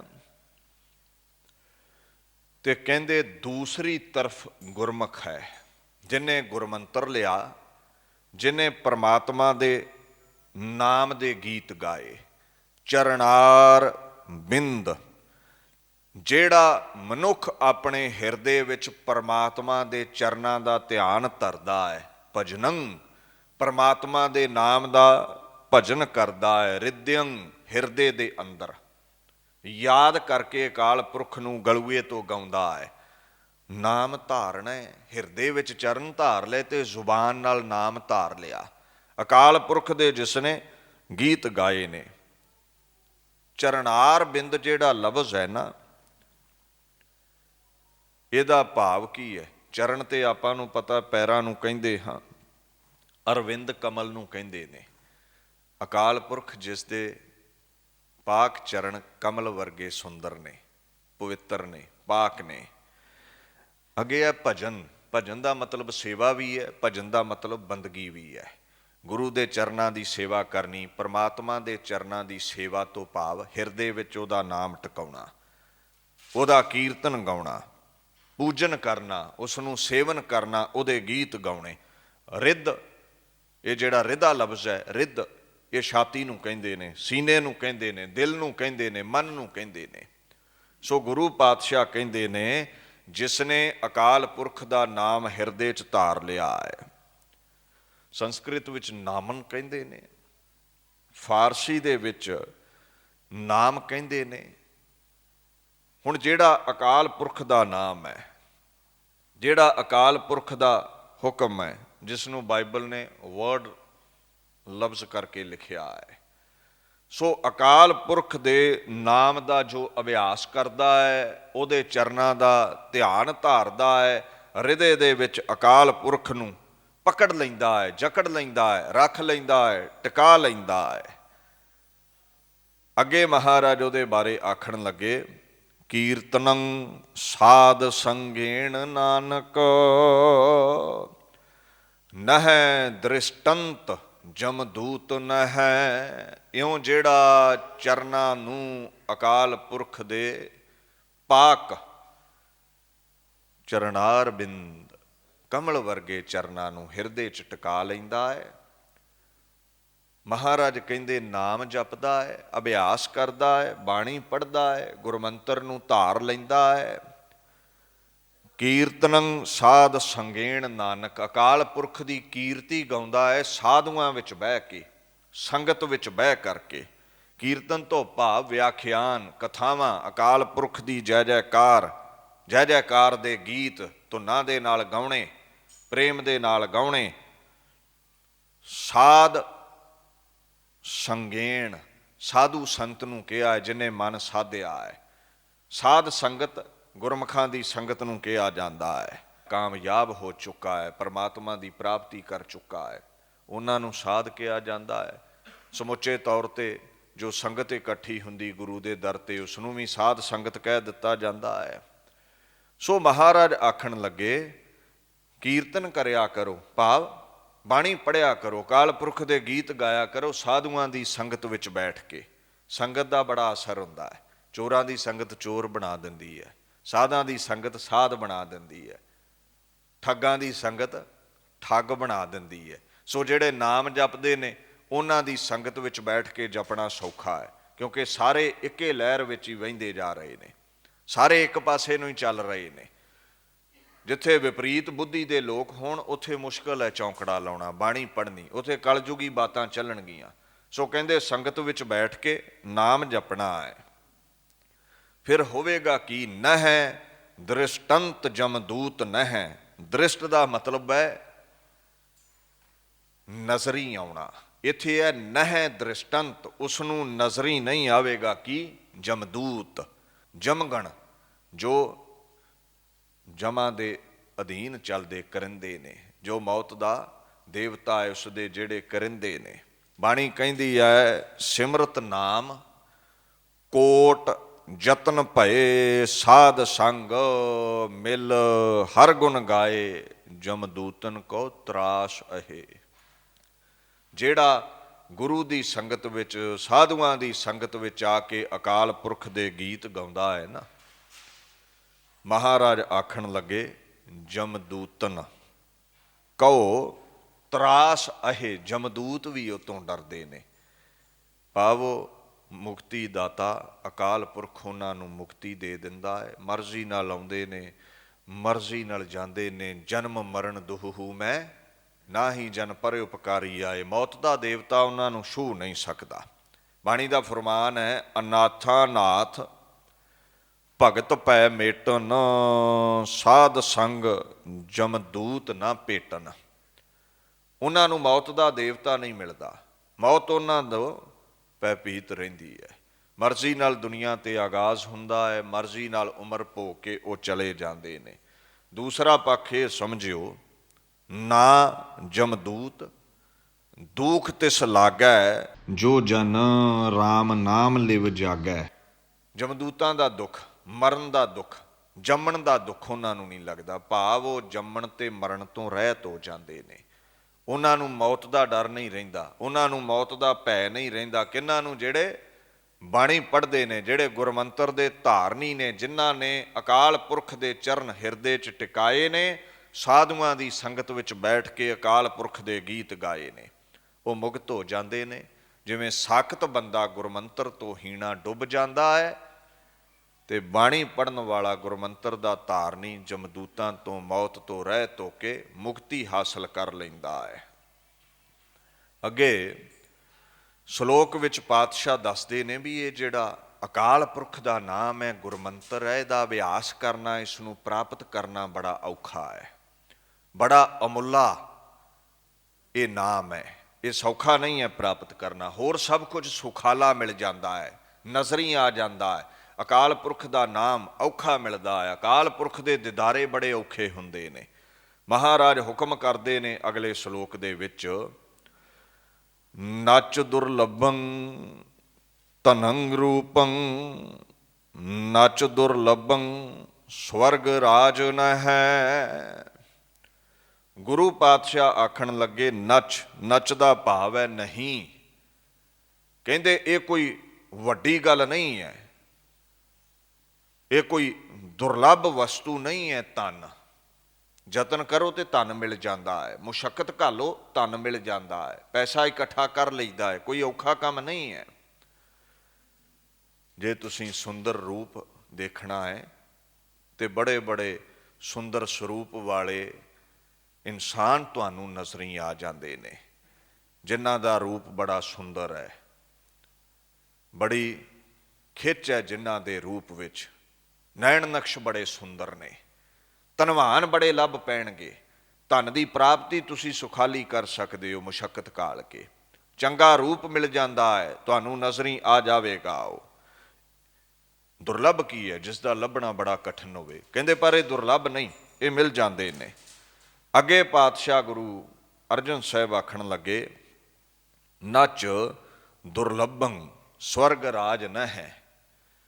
ਸਵਰਗਾਂ ਦਾ ਰਾਜਾ ਇੰਦਰ ਹੈ। ਕਈ ਵਾਰ ਦੈਂਤਾਂ ਨੇ ਉਹਦਾ ਤਖਤ ਖੋਇਆ ਹੈ, ਕਈ ਵਾਰ ਇੰਦਰ ਨੂੰ ਉਹ ਤਖਤ ਹਾਸਲ ਹੋਇਆ ਹੈ। ਬੰਦਗੀ ਕਰਨ ਵਾਲੇ ਨੂੰ ਸਵਰਗਾਂ ਦਾ ਰਾਜ ਵੀ ਪ੍ਰਾਪਤ ਹੋ ਸਕਦਾ ਹੈ। ਵਿਆਪਤ ਸੁਰਗ ਨਰਕ ਅਵਤਾਰ, ਜਿਹੜੇ ਕਹਿੰਦੇ ਸੁਰਗ ਨਰਕ ਨਹੀਂ ਹੁੰਦੇ, ਗੁਰੂ ਗ੍ਰੰਥ ਸਾਹਿਬ ਕਹਿੰਦੇ ਹੁੰਦੇ ਨੇ। ਪਾਪ ਕਰੋਗੇ ਤੇ ਨਰਕ ਵਿੱਚ ਅਵਤਾਰ ਮਿਲੇਗਾ, ਚੰਗੇ ਕੰਮ ਕਰੋਗੇ ਤੇ ਸਵਰਗ ਵਿੱਚ ਮਿਲੇਗਾ। ਜੇ ਅਕਾਲ ਪੁਰਖ ਦੇ ਗੀਤ ਗਾ ਕੇ ਅਕਾਲ ਪੁਰਖ ਵਿੱਚ ਅਭੇਦ ਹੋਗੇ ਤੇ ਸੱਚਖੰਡ ਮਿਲੇਗਾ, ਅਕਾਲ ਪੁਰਖ ਦੇ ਚਰਨ ਪ੍ਰਾਪਤ ਹੋਣਗੇ। ਜਿਵੇਂ ਕਹਿੰਦੇ ਨਾ, ਬਦਤ ਤਿਲੋਚਨ ਤੇ ਨਰ ਮੁਖਤਾ ਪੀਤੰਬਰ ਵਾਕੈ ਹਿਰਦੈ ਬਸੈ, ਅੰਤਕਾਲ ਨਾਰਾਇਣ ਸਿਮਰੈ, ਐਸੀ ਚਿੰਤਾ ਮਹਿ ਜੇ ਮਰੈ। ਜਿਹੜਾ ਅਕਾਲ ਪੁਰਖ ਨੂੰ ਯਾਦ ਕਰਦਾ ਉਹ ਅਕਾਲ ਪੁਰਖ ਦੇ ਚਰਨਾਂ 'ਚ ਪਹੁੰਚ ਜਾਂਦਾ ਹੈ। ਖੈਰ, ਸਵਰਗ ਦਾ ਰਾਜ ਵੀ ਕਹਿੰਦੇ ਪ੍ਰਾਪਤ ਕਰਨਾ ਕੋਈ ਔਖਾ ਨਹੀਂ ਹੈ। ਅਗਲੀ ਪੰਕਤੀ ਹੈ, ਨਚ ਦੁਰਲਭੰ ਭੋਜਨੰ ਬਿੰਜਨੰ ਨਚ ਦੁਰਲਭੰ ਸਵਸ਼ ਅੰਬਰ ਹੈ। ਗੁਰੂ ਅਰਜਨ ਸਾਹਿਬ ਆਖਣ ਲੱਗੇ, ਚੰਗਾ ਭੋਜਨ ਪ੍ਰਾਪਤ ਕਰਨਾ, 36 ਪ੍ਰਕਾਰ ਦੇ ਭੋਜਨ ਪ੍ਰਾਪਤ ਕਰਨੇ, ਇਹ ਕੋਈ ਔਖਾ ਕੰਮ ਨਹੀਂ। ਪਰ ਨਾਮ ਰਸ ਪ੍ਰਾਪਤ ਕਰਨਾ ਇਹ ਔਖਾ ਕੰਮ ਹੈ। ਭੋਜਨਾਂ ਦੇ ਰਸ ਮਿਲ ਜਾਂਦੇ ਨੇ, ਭੋਜਨ ਮਿਲ ਜਾਂਦੇ ਨੇ। ਵਿਅੰਜਨ ਦਾ ਭਾਵ ਹੁੰਦਾ ਹੈ ਭੋਜਨ, ਵਿਅੰਜਨ ਦਾ ਭਾਵ ਹੁੰਦਾ ਹੈ 36 ਪ੍ਰਕਾਰ ਦੇ ਪਦਾਰਥ, ਬੜੇ ਸਵਾਦਿਸ਼ਟ ਪਦਾਰਥ, ਛਕਣ ਜੋਗੇ ਪਦਾਰਥ। ਜਾਂ ਵਿਅੰਜਨ ਲਫ਼ਜ਼ ਉਸ ਪਦਾਰਥ ਲਈ ਵੀ ਆਇਆ ਜਿਹਦੇ ਨਾਲ ਆਪਾਂ ਪ੍ਰਸ਼ਾਦਾ ਲਾ ਕੇ ਖਾਂਦੇ, ਜਿਹਨੂੰ ਲਾਵਣ ਵੀ ਕਹਿ ਦਿੰਦੇ। ਕੋਈ ਸਬਜ਼ੀ, ਕਈ ਪ੍ਰਕਾਰ ਦੇ ਜਿਹੜੇ ਭੋਜਨ ਨੇ, ਕਹਿੰਦੇ ਇਹ ਸੌਖੇ ਹੀ ਲੱਭ ਜਾਂਦੇ ਨੇ, ਕੋਈ ਵੱਡੀ ਗੱਲ ਨਹੀਂ ਹੈ। ਮਹਾਰਾਜ ਅੱਗੇ ਦੀਨ ਦੁਨੀਆ ਦੇ ਮਾਲਕ ਇੱਕ ਗੱਲ ਕਹਿੰਦੇ ਨੇ, ਨਚ ਦੁਰਲਭੰ ਸਵਸ਼ ਅੰਬਰ ਹੈ। ਸਵਸ਼ ਕਹਿੰਦੇ ਨੇ ਸਾਫ ਨੂੰ, ਤੇ ਅੰਬਰ ਕਹਿੰਦੇ ਨੇ ਵਸਤਰਾਂ ਨੂੰ, ਕੱਪੜੇ ਨੂੰ। ਸੁੰਦਰ ਵਸਤਰ ਵੀ ਮਿਲ ਜਾਂਦੇ ਨੇ, ਸਾਫ ਵਸਤਰ ਵੀ ਮਿਲ ਜਾਂਦੇ ਨੇ। ਮੁਸ਼ੱਕਤਾਂ ਘਾਲੋ, ਕਮਾਈ ਕਰੋ, ਚੰਗੇ ਤੁਸੀਂ ਕੱਪੜੇ ਪਹਿਨ ਸਕਦੇ ਹੋ, ਚੰਗਾ ਪਾ ਹੰਢਾ ਸਕਦੇ ਹੋ, ਨਿਰਮਲ ਵਸਤਰ ਵੀ ਤੁਹਾਨੂੰ ਲੱਭ ਜਾਂਦੇ ਨੇ। ਅੱਗੇ ਮਹਾਰਾਜ ਆਖਣ ਲੱਗੇ, ਨਚ ਦੁਰਲਭੰ ਸੁਤ ਮਿੱਤਰ ਭਰਾਤ ਬਾਂਧਵ ਨਚ ਦੁਰਲਭੰ ਬਨਿਤਾ ਬਿਲਾਸਾ ਹੈ। ਇੱਥੇ ਲਫ਼ਜ਼ ਹੈ ਮਿੱਤਰ, ਸਖੇ ਨੂੰ, ਸੱਜਣ ਨੂੰ, ਦੋਸਤ ਨੂੰ ਕਹਿੰਦੇ ਨੇ। ਇੱਥੇ ਮਹਾਰਾਜ ਇੱਕ ਹੋਰ ਲਫ਼ਜ਼ ਵਰਤਦੇ ਨੇ, ਸੁੱਤ, ਉਹ ਪੁੱਤਰ ਨੂੰ ਕਹਿੰਦੇ ਨੇ। ਔਲਾਦ ਵੀ ਹੋ ਜਾਂਦੀ ਹੈ ਕਹਿੰਦੇ। ਦਾਤਾਂ ਅਕਾਲ ਪੁਰਖ ਦਿੰਦਾ ਹੈ, ਗੁੱਜੀ ਛੰਨੀ ਨਾਹੀ ਬਾਤ, ਗੁਰੂ ਨਾਨਕ ਤੁਠਾ ਕੀਨੀ ਦਾਤ। ਔਲਾਦ ਮਿਲ ਜਾਂਦੀ ਹੈ। ਪਰਮਾਤਮਾ ਦੇ ਅੱਗੇ ਅਰਦਾਸ ਕਰੀਏ ਸੁਣ ਲੈਂਦਾ ਹੈ। ਬੱਚੇ ਮਿਲ ਜਾਂਦੇ ਨੇ, ਮਿੱਤਰ ਮਿਲ ਜਾਂਦੇ ਨੇ, ਭਰਾਤਾ ਭਾਈ ਮਿਲ ਜਾਂਦੇ ਨੇ, ਜਿਹੜੇ ਬਾਂਧਵ ਨੇ, ਸੰਬੰਧ ਰੱਖਣ ਵਾਲੇ, ਜਿਹੜੇ ਬੰਧੂ ਨੇ, ਸੱਜਣ ਮਿੱਤਰ ਨੇ, ਨਾਤੀ ਨੇ, ਰਿਸ਼ਤੇਦਾਰ ਨੇ। ਉਹ ਵੀ ਜਦੋਂ ਦੋ ਪਰਿਵਾਰ ਮਿਲਦੇ ਨੇ, ਗ੍ਰਿਸ਼ਤ ਸ਼ੁਰੂ ਹੁੰਦਾ ਹੈ, ਰਿਸ਼ਤੇਦਾਰ ਵੀ ਮਿਲ ਜਾਂਦੇ ਨੇ। ਵਨਿਤਾ, ਇੱਕ ਲਫ਼ਜ਼ ਵਨਿਤਾ ਹੈ, ਵਨਿਤਾ ਵਾਵੇ ਤੋਂ, ਉਹਦਾ ਭਾਵ ਹੁੰਦਾ ਇਸਤਰੀ। ਘਰ ਵਾਲੀ ਵੀ ਸੁੰਦਰ ਮਿਲ ਜਾਂਦੀ ਹੈ, ਪਰਿਵਾਰ ਵੀ ਵੱਧ ਜਾਂਦਾ ਹੈ ਤੇ ਘਰ ਵਾਲੀ ਦੇ ਨਾਲ ਪ੍ਰੇਮ ਦੇ ਬਿਲਾਸ ਵੀ ਹਾਸਲ ਹੋ ਜਾਂਦੇ ਨੇ। ਗੱਲਾਂ ਬਾਤਾਂ ਵੀ ਤੁਸੀਂ ਕਰ ਲੈਂਦੇ ਹੋ, ਆਨੰਦ ਭੋਗ ਲੈਂਦੇ ਹੋ, ਕ੍ਰੀੜਾ ਕਰ ਲੈਂਦੇ ਹੋ, ਗ੍ਰਸਤ ਦੇ ਸੰਬੰਧ ਬਣ ਜਾਂਦੇ ਨੇ। ਇਹ ਸਭ ਕੁਝ ਪ੍ਰਾਪਤ ਹੋ ਜਾਂਦਾ ਹੈ। ਅੱਗੇ ਕਹਿੰਦੇ ਨੱਚ ਦੁਰਲਭੰ ਵਿਦਿਆ ਪ੍ਰਵੀਣੰ, ਨੱਚ ਦੁਰਲਭੰ ਚਤੁਰ ਚੰਚਲ ਹੈ। ਵਿਦਵਾਨ ਹੋਣਾ ਵੀ ਕੋਈ ਔਖਾ ਨਹੀਂ ਹੈ, ਮੁਸ਼ਕਿਲ ਨਹੀਂ ਹੈ। ਤੁਸੀਂ ਮਿਹਨਤ ਕਰੋ, ਕਿਤਾਬਾਂ ਪੜ੍ਹੋ, ਵਿਦਿਆ ਦੇ ਵਿੱਚ ਤੁਸੀਂ ਪ੍ਰਵੀਣ ਹੋ ਜਾਓਗੇ। ਵਿਦਿਆ ਗਿਆਨ ਨੂੰ ਕਹਿੰਦੇ ਨੇ, ਇਲਮ ਨੂੰ ਕਹਿੰਦੇ ਨੇ। ਪਰ ਬਾਣੀ ਕਹਿੰਦੀ ਮੁਕਤ ਨਹੀਂ ਵਿਦਿਆ ਵਿਗਿਆਨ। ਦੁਨਿਆਵੀ ਕਿਤਾਬਾਂ ਪੜ੍ਹ ਕੇ ਜੇ ਆਖੋ ਮੁਕਤੀ ਮਿਲ ਜਾਵੇਗੀ, ਇਹ ਨਹੀਂ ਮਿਲਦੀ। 36 ਪ੍ਰਕਾਰ ਦੇ ਭੋਜਨ ਪ੍ਰਾਪਤ ਹੋਏ, ਸੁੰਦਰ ਇਸਤਰੀ ਪ੍ਰਾਪਤ ਹੋਈ, ਸਾਗ ਸੰਬੰਧੀ ਚੰਗੇ ਪ੍ਰਾਪਤ ਹੋਏ, ਲਾਇਕ ਪੁੱਤਰ ਪ੍ਰਾਪਤ ਹੋ ਗਿਆ, ਗਿਆਨੀ ਤੁਸੀਂ ਬਣ ਗਏ, ਇਹਨੇ ਨਾਲ ਮੁਕਤੀ ਮਿਲ ਜਾਵੇ, ਨਹੀਂ ਮਿਲੇਗੀ। ਪ੍ਰਵੀਣ ਹੋ ਗਏ ਤੁਸੀਂ, ਨਿਪੁੰਨ ਹੋ ਗਏ, ਚਤੁਰ ਹੋ ਗਏ, ਸੂਝਵਾਨ ਹੋ ਗਏ। ਕਹਿੰਦੇ ਔਖਾ ਕੰਮ ਨਹੀਂ ਹੈ, ਸਭ ਕੁਝ ਪ੍ਰਾਪਤ ਹੋ ਜਾਂਦਾ ਹੈ। ਦੀਨ ਦੁਨੀਆ ਦੇ ਮਾਲਕ ਆਖਣ ਲੱਗੇ ਨੱਚ ਦੁਰਲਭੰ ਚਤੁਰ ਚੰਚਲ ਹੈ। ਚਤੁਰ ਹੋਣਾ, ਚਲਾਕੀਆਂ ਕਰਨੀਆਂ ਜਾਂ ਚਤੁਰ ਬੰਦੇ ਲੱਭ ਲੈਣੇ, ਚੰਚਲ ਬੰਦੇ ਲੱਭ ਲੈਣੇ, ਇਹ ਵੀ ਕੋਈ ਔਖਾ ਕੰਮ ਨਹੀਂ ਹੈ। ਚਲਾਏਮਾਨ ਇਨਸਾਨ, ਜਿਨ੍ਹਾਂ ਦੀ ਸੁਰਤੀ ਇੱਕ ਜਗ੍ਹਾ ਤੋਂ ਦੂਜੀ ਜਗ੍ਹਾ ਜਾਵੇ, ਬੜੇ ਚੁਸਤ ਫੁਰਤ ਇਨਸਾਨ ਲੱਭ ਜਾਂਦੇ ਨੇ, ਚਾਤੁਰ ਇਨਸਾਨ ਲੱਭ ਜਾਂਦੇ ਨੇ, ਚਾਣਕਿਆ ਵਰਗੇ। ਔਖਾ ਕੀ ਮਿਲਦਾ ਹੈ, ਮੁਸ਼ਕਿਲ ਕੀ ਮਿਲਦਾ ਹੈ, ਅਮੁੱਲਾ ਕੀ ਹੈ? ਅੱਗੇ ਦੀਨ ਦੁਨੀਆ ਦੇ ਮਾਲਕ ਅਖੀਰਲੀ ਪੰਕਤੀ ਵਿੱਚ ਕਹਿੰਦੇ ਨੇ ਦੁਰਲਭੰ ਏਕ ਭਗਵਾਨ ਨਾਮ ਹੈ, ਨਾਨਕ ਲਬਦਿਅੰ ਸਾਧ ਸੰਗ ਕਿਰਪਾ ਪ੍ਰਭੰ। ਕਹਿੰਦੇ ਜੇ ਔਖਾ ਹੈ, ਅਮੁੱਲਾ ਹੈ, ਉਹ ਹੈ ਪਰਮਾਤਮਾ ਦਾ ਨਾਮ ਹਾਸਲ ਕਰਨਾ। ਉਹ ਲੱਭਦਾ ਹੈ ਸਾਧੂਆਂ ਦੀ ਸੰਗਤ ਚੋਂ, ਪਰ ਸੰਗਤ ਵਿੱਚ ਆ ਕੇ ਵੀ ਹਰੇਕ ਨੂੰ ਪ੍ਰਾਪਤ ਨਹੀਂ ਹੁੰਦਾ। ਕਿਸ ਨੂੰ ਪ੍ਰਾਪਤ ਹੁੰਦਾ ਹੈ? ਸਾਧ ਸੰਗ ਕਿਰਪਾ ਪ੍ਰਭੰ, ਜਿਨ੍ਹਾਂ ਤੇ ਅਕਾਲ ਪੁਰਖ ਦੀ ਕਿਰਪਾ ਹੋ ਗਈ। ਨਾਮ ਤੇ ਸਾਰੇ ਹੀ ਮੰਗਦੇ ਨੇ।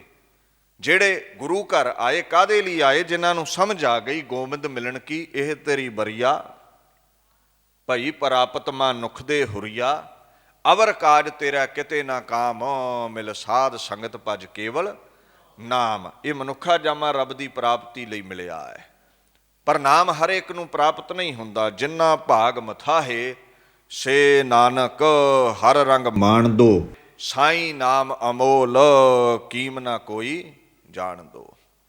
ਅਕਾਲ ਪੁਰਖ ਦਾ ਨਾਮ ਅਮੁੱਲਾ ਹੈ, ਲੱਭਦਾ ਸਤ ਸੰਗਤ ਵਿੱਚੋਂ ਹੈ, ਮਿਲਦਾ ਉਸ ਨੂੰ ਹੈ, ਪ੍ਰਾਪਤ ਉਸ ਨੂੰ ਹੁੰਦਾ ਹੈ, ਹਿਰਦੇ ਵਿੱਚ ਉਸ ਦੇ ਟਿਕਦਾ ਹੈ, ਜਿਹਦੇ ਤੇ ਅਕਾਲ ਪੁਰਖ ਦੀ ਕਿਰਪਾ ਹੋ ਜਾਂਦੀ ਹੈ। ਤੇ ਜੇ ਅਕਾਲ ਪੁਰਖ ਦੀ ਕਿਰਪਾ ਨਾ ਹੋਵੇ ਫਿਰ ਇਹ ਨਾਮ ਨਹੀਂ ਪ੍ਰਾਪਤ ਹੁੰਦਾ, ਪਰਮਾਤਮਾ ਦੇ ਦਿਦਾਰੇ ਨਹੀਂ ਹੁੰਦੇ। ਗੁਰੂ ਦੀ ਕਿਰਪਾ ਦੇ ਸਦਕਾ ਹੀ ਅਕਾਲ ਪੁਰਖ ਮਿਲਦਾ ਹੈ। ਜਿਵੇਂ ਬਾਣੀ ਦਾ ਪਾਕ ਫੁਰਮਾਨ ਹੈ, ਸੰਤ ਸਭਾ ਗੁਰ ਪਾਈਐ, ਮੁਕਤ ਪਦਾਰਥ ਧੇਣ। ਸਾਧੂਆਂ ਦੀ ਸੰਗਤ ਕਰੋ, ਗੁਰੂ ਮਿਲੇ, ਗੁਰੂ ਕਿਰਪਾ ਕਰੇ, ਮੁਕਤੀ ਮਿਲੇ, ਫਿਰ ਜੀਵਨ ਸਫਲਾ ਹੈ ਪਰਮਾਤਮਾ ਦੀ ਅਕਾਲ ਪੁਰਖ ਦੀ ਪ੍ਰਾਪਤੀ ਦੇ ਨਾਲ। ਐਸੀ ਅਗੰਮੀ ਵਿਚਾਰ ਸਹਿਜਕ੍ਰਿਤੀ ਦੇ ਸ਼ਲੋਕਾਂ ਦੀ ਗੁਰੂ ਅਰਜਨ ਸਾਹਿਬ ਸਾਡੇ ਭਲੇ ਹਿੱਤ ਬਖਸ਼ਦੇ ਨੇ। ਦਾਸ ਇੱਥੇ ਹੀ ਵਿਚਾਰ ਨੂੰ ਸੰਕੋਚਦਾ ਹੈ। ਆਪ ਸਰਬੱਤ ਸੰਗਤਾਂ ਦਾ ਧੰਨਵਾਦ। ਸ੍ਰੀ ਗੁਰੂ ਗ੍ਰੰਥ ਸਾਹਿਬ ਪਾਤਸ਼ਾਹ ਦਾ ਕੋਟਾਨ ਕੋਟ ਧੰਨਵਾਦ। ਵਾਹਿਗੁਰੂ ਜੀ ਕਾ ਖਾਲਸਾ, ਵਾਹਿਗੁਰੂ ਜੀ ਕੀ ਫਤਿਹ।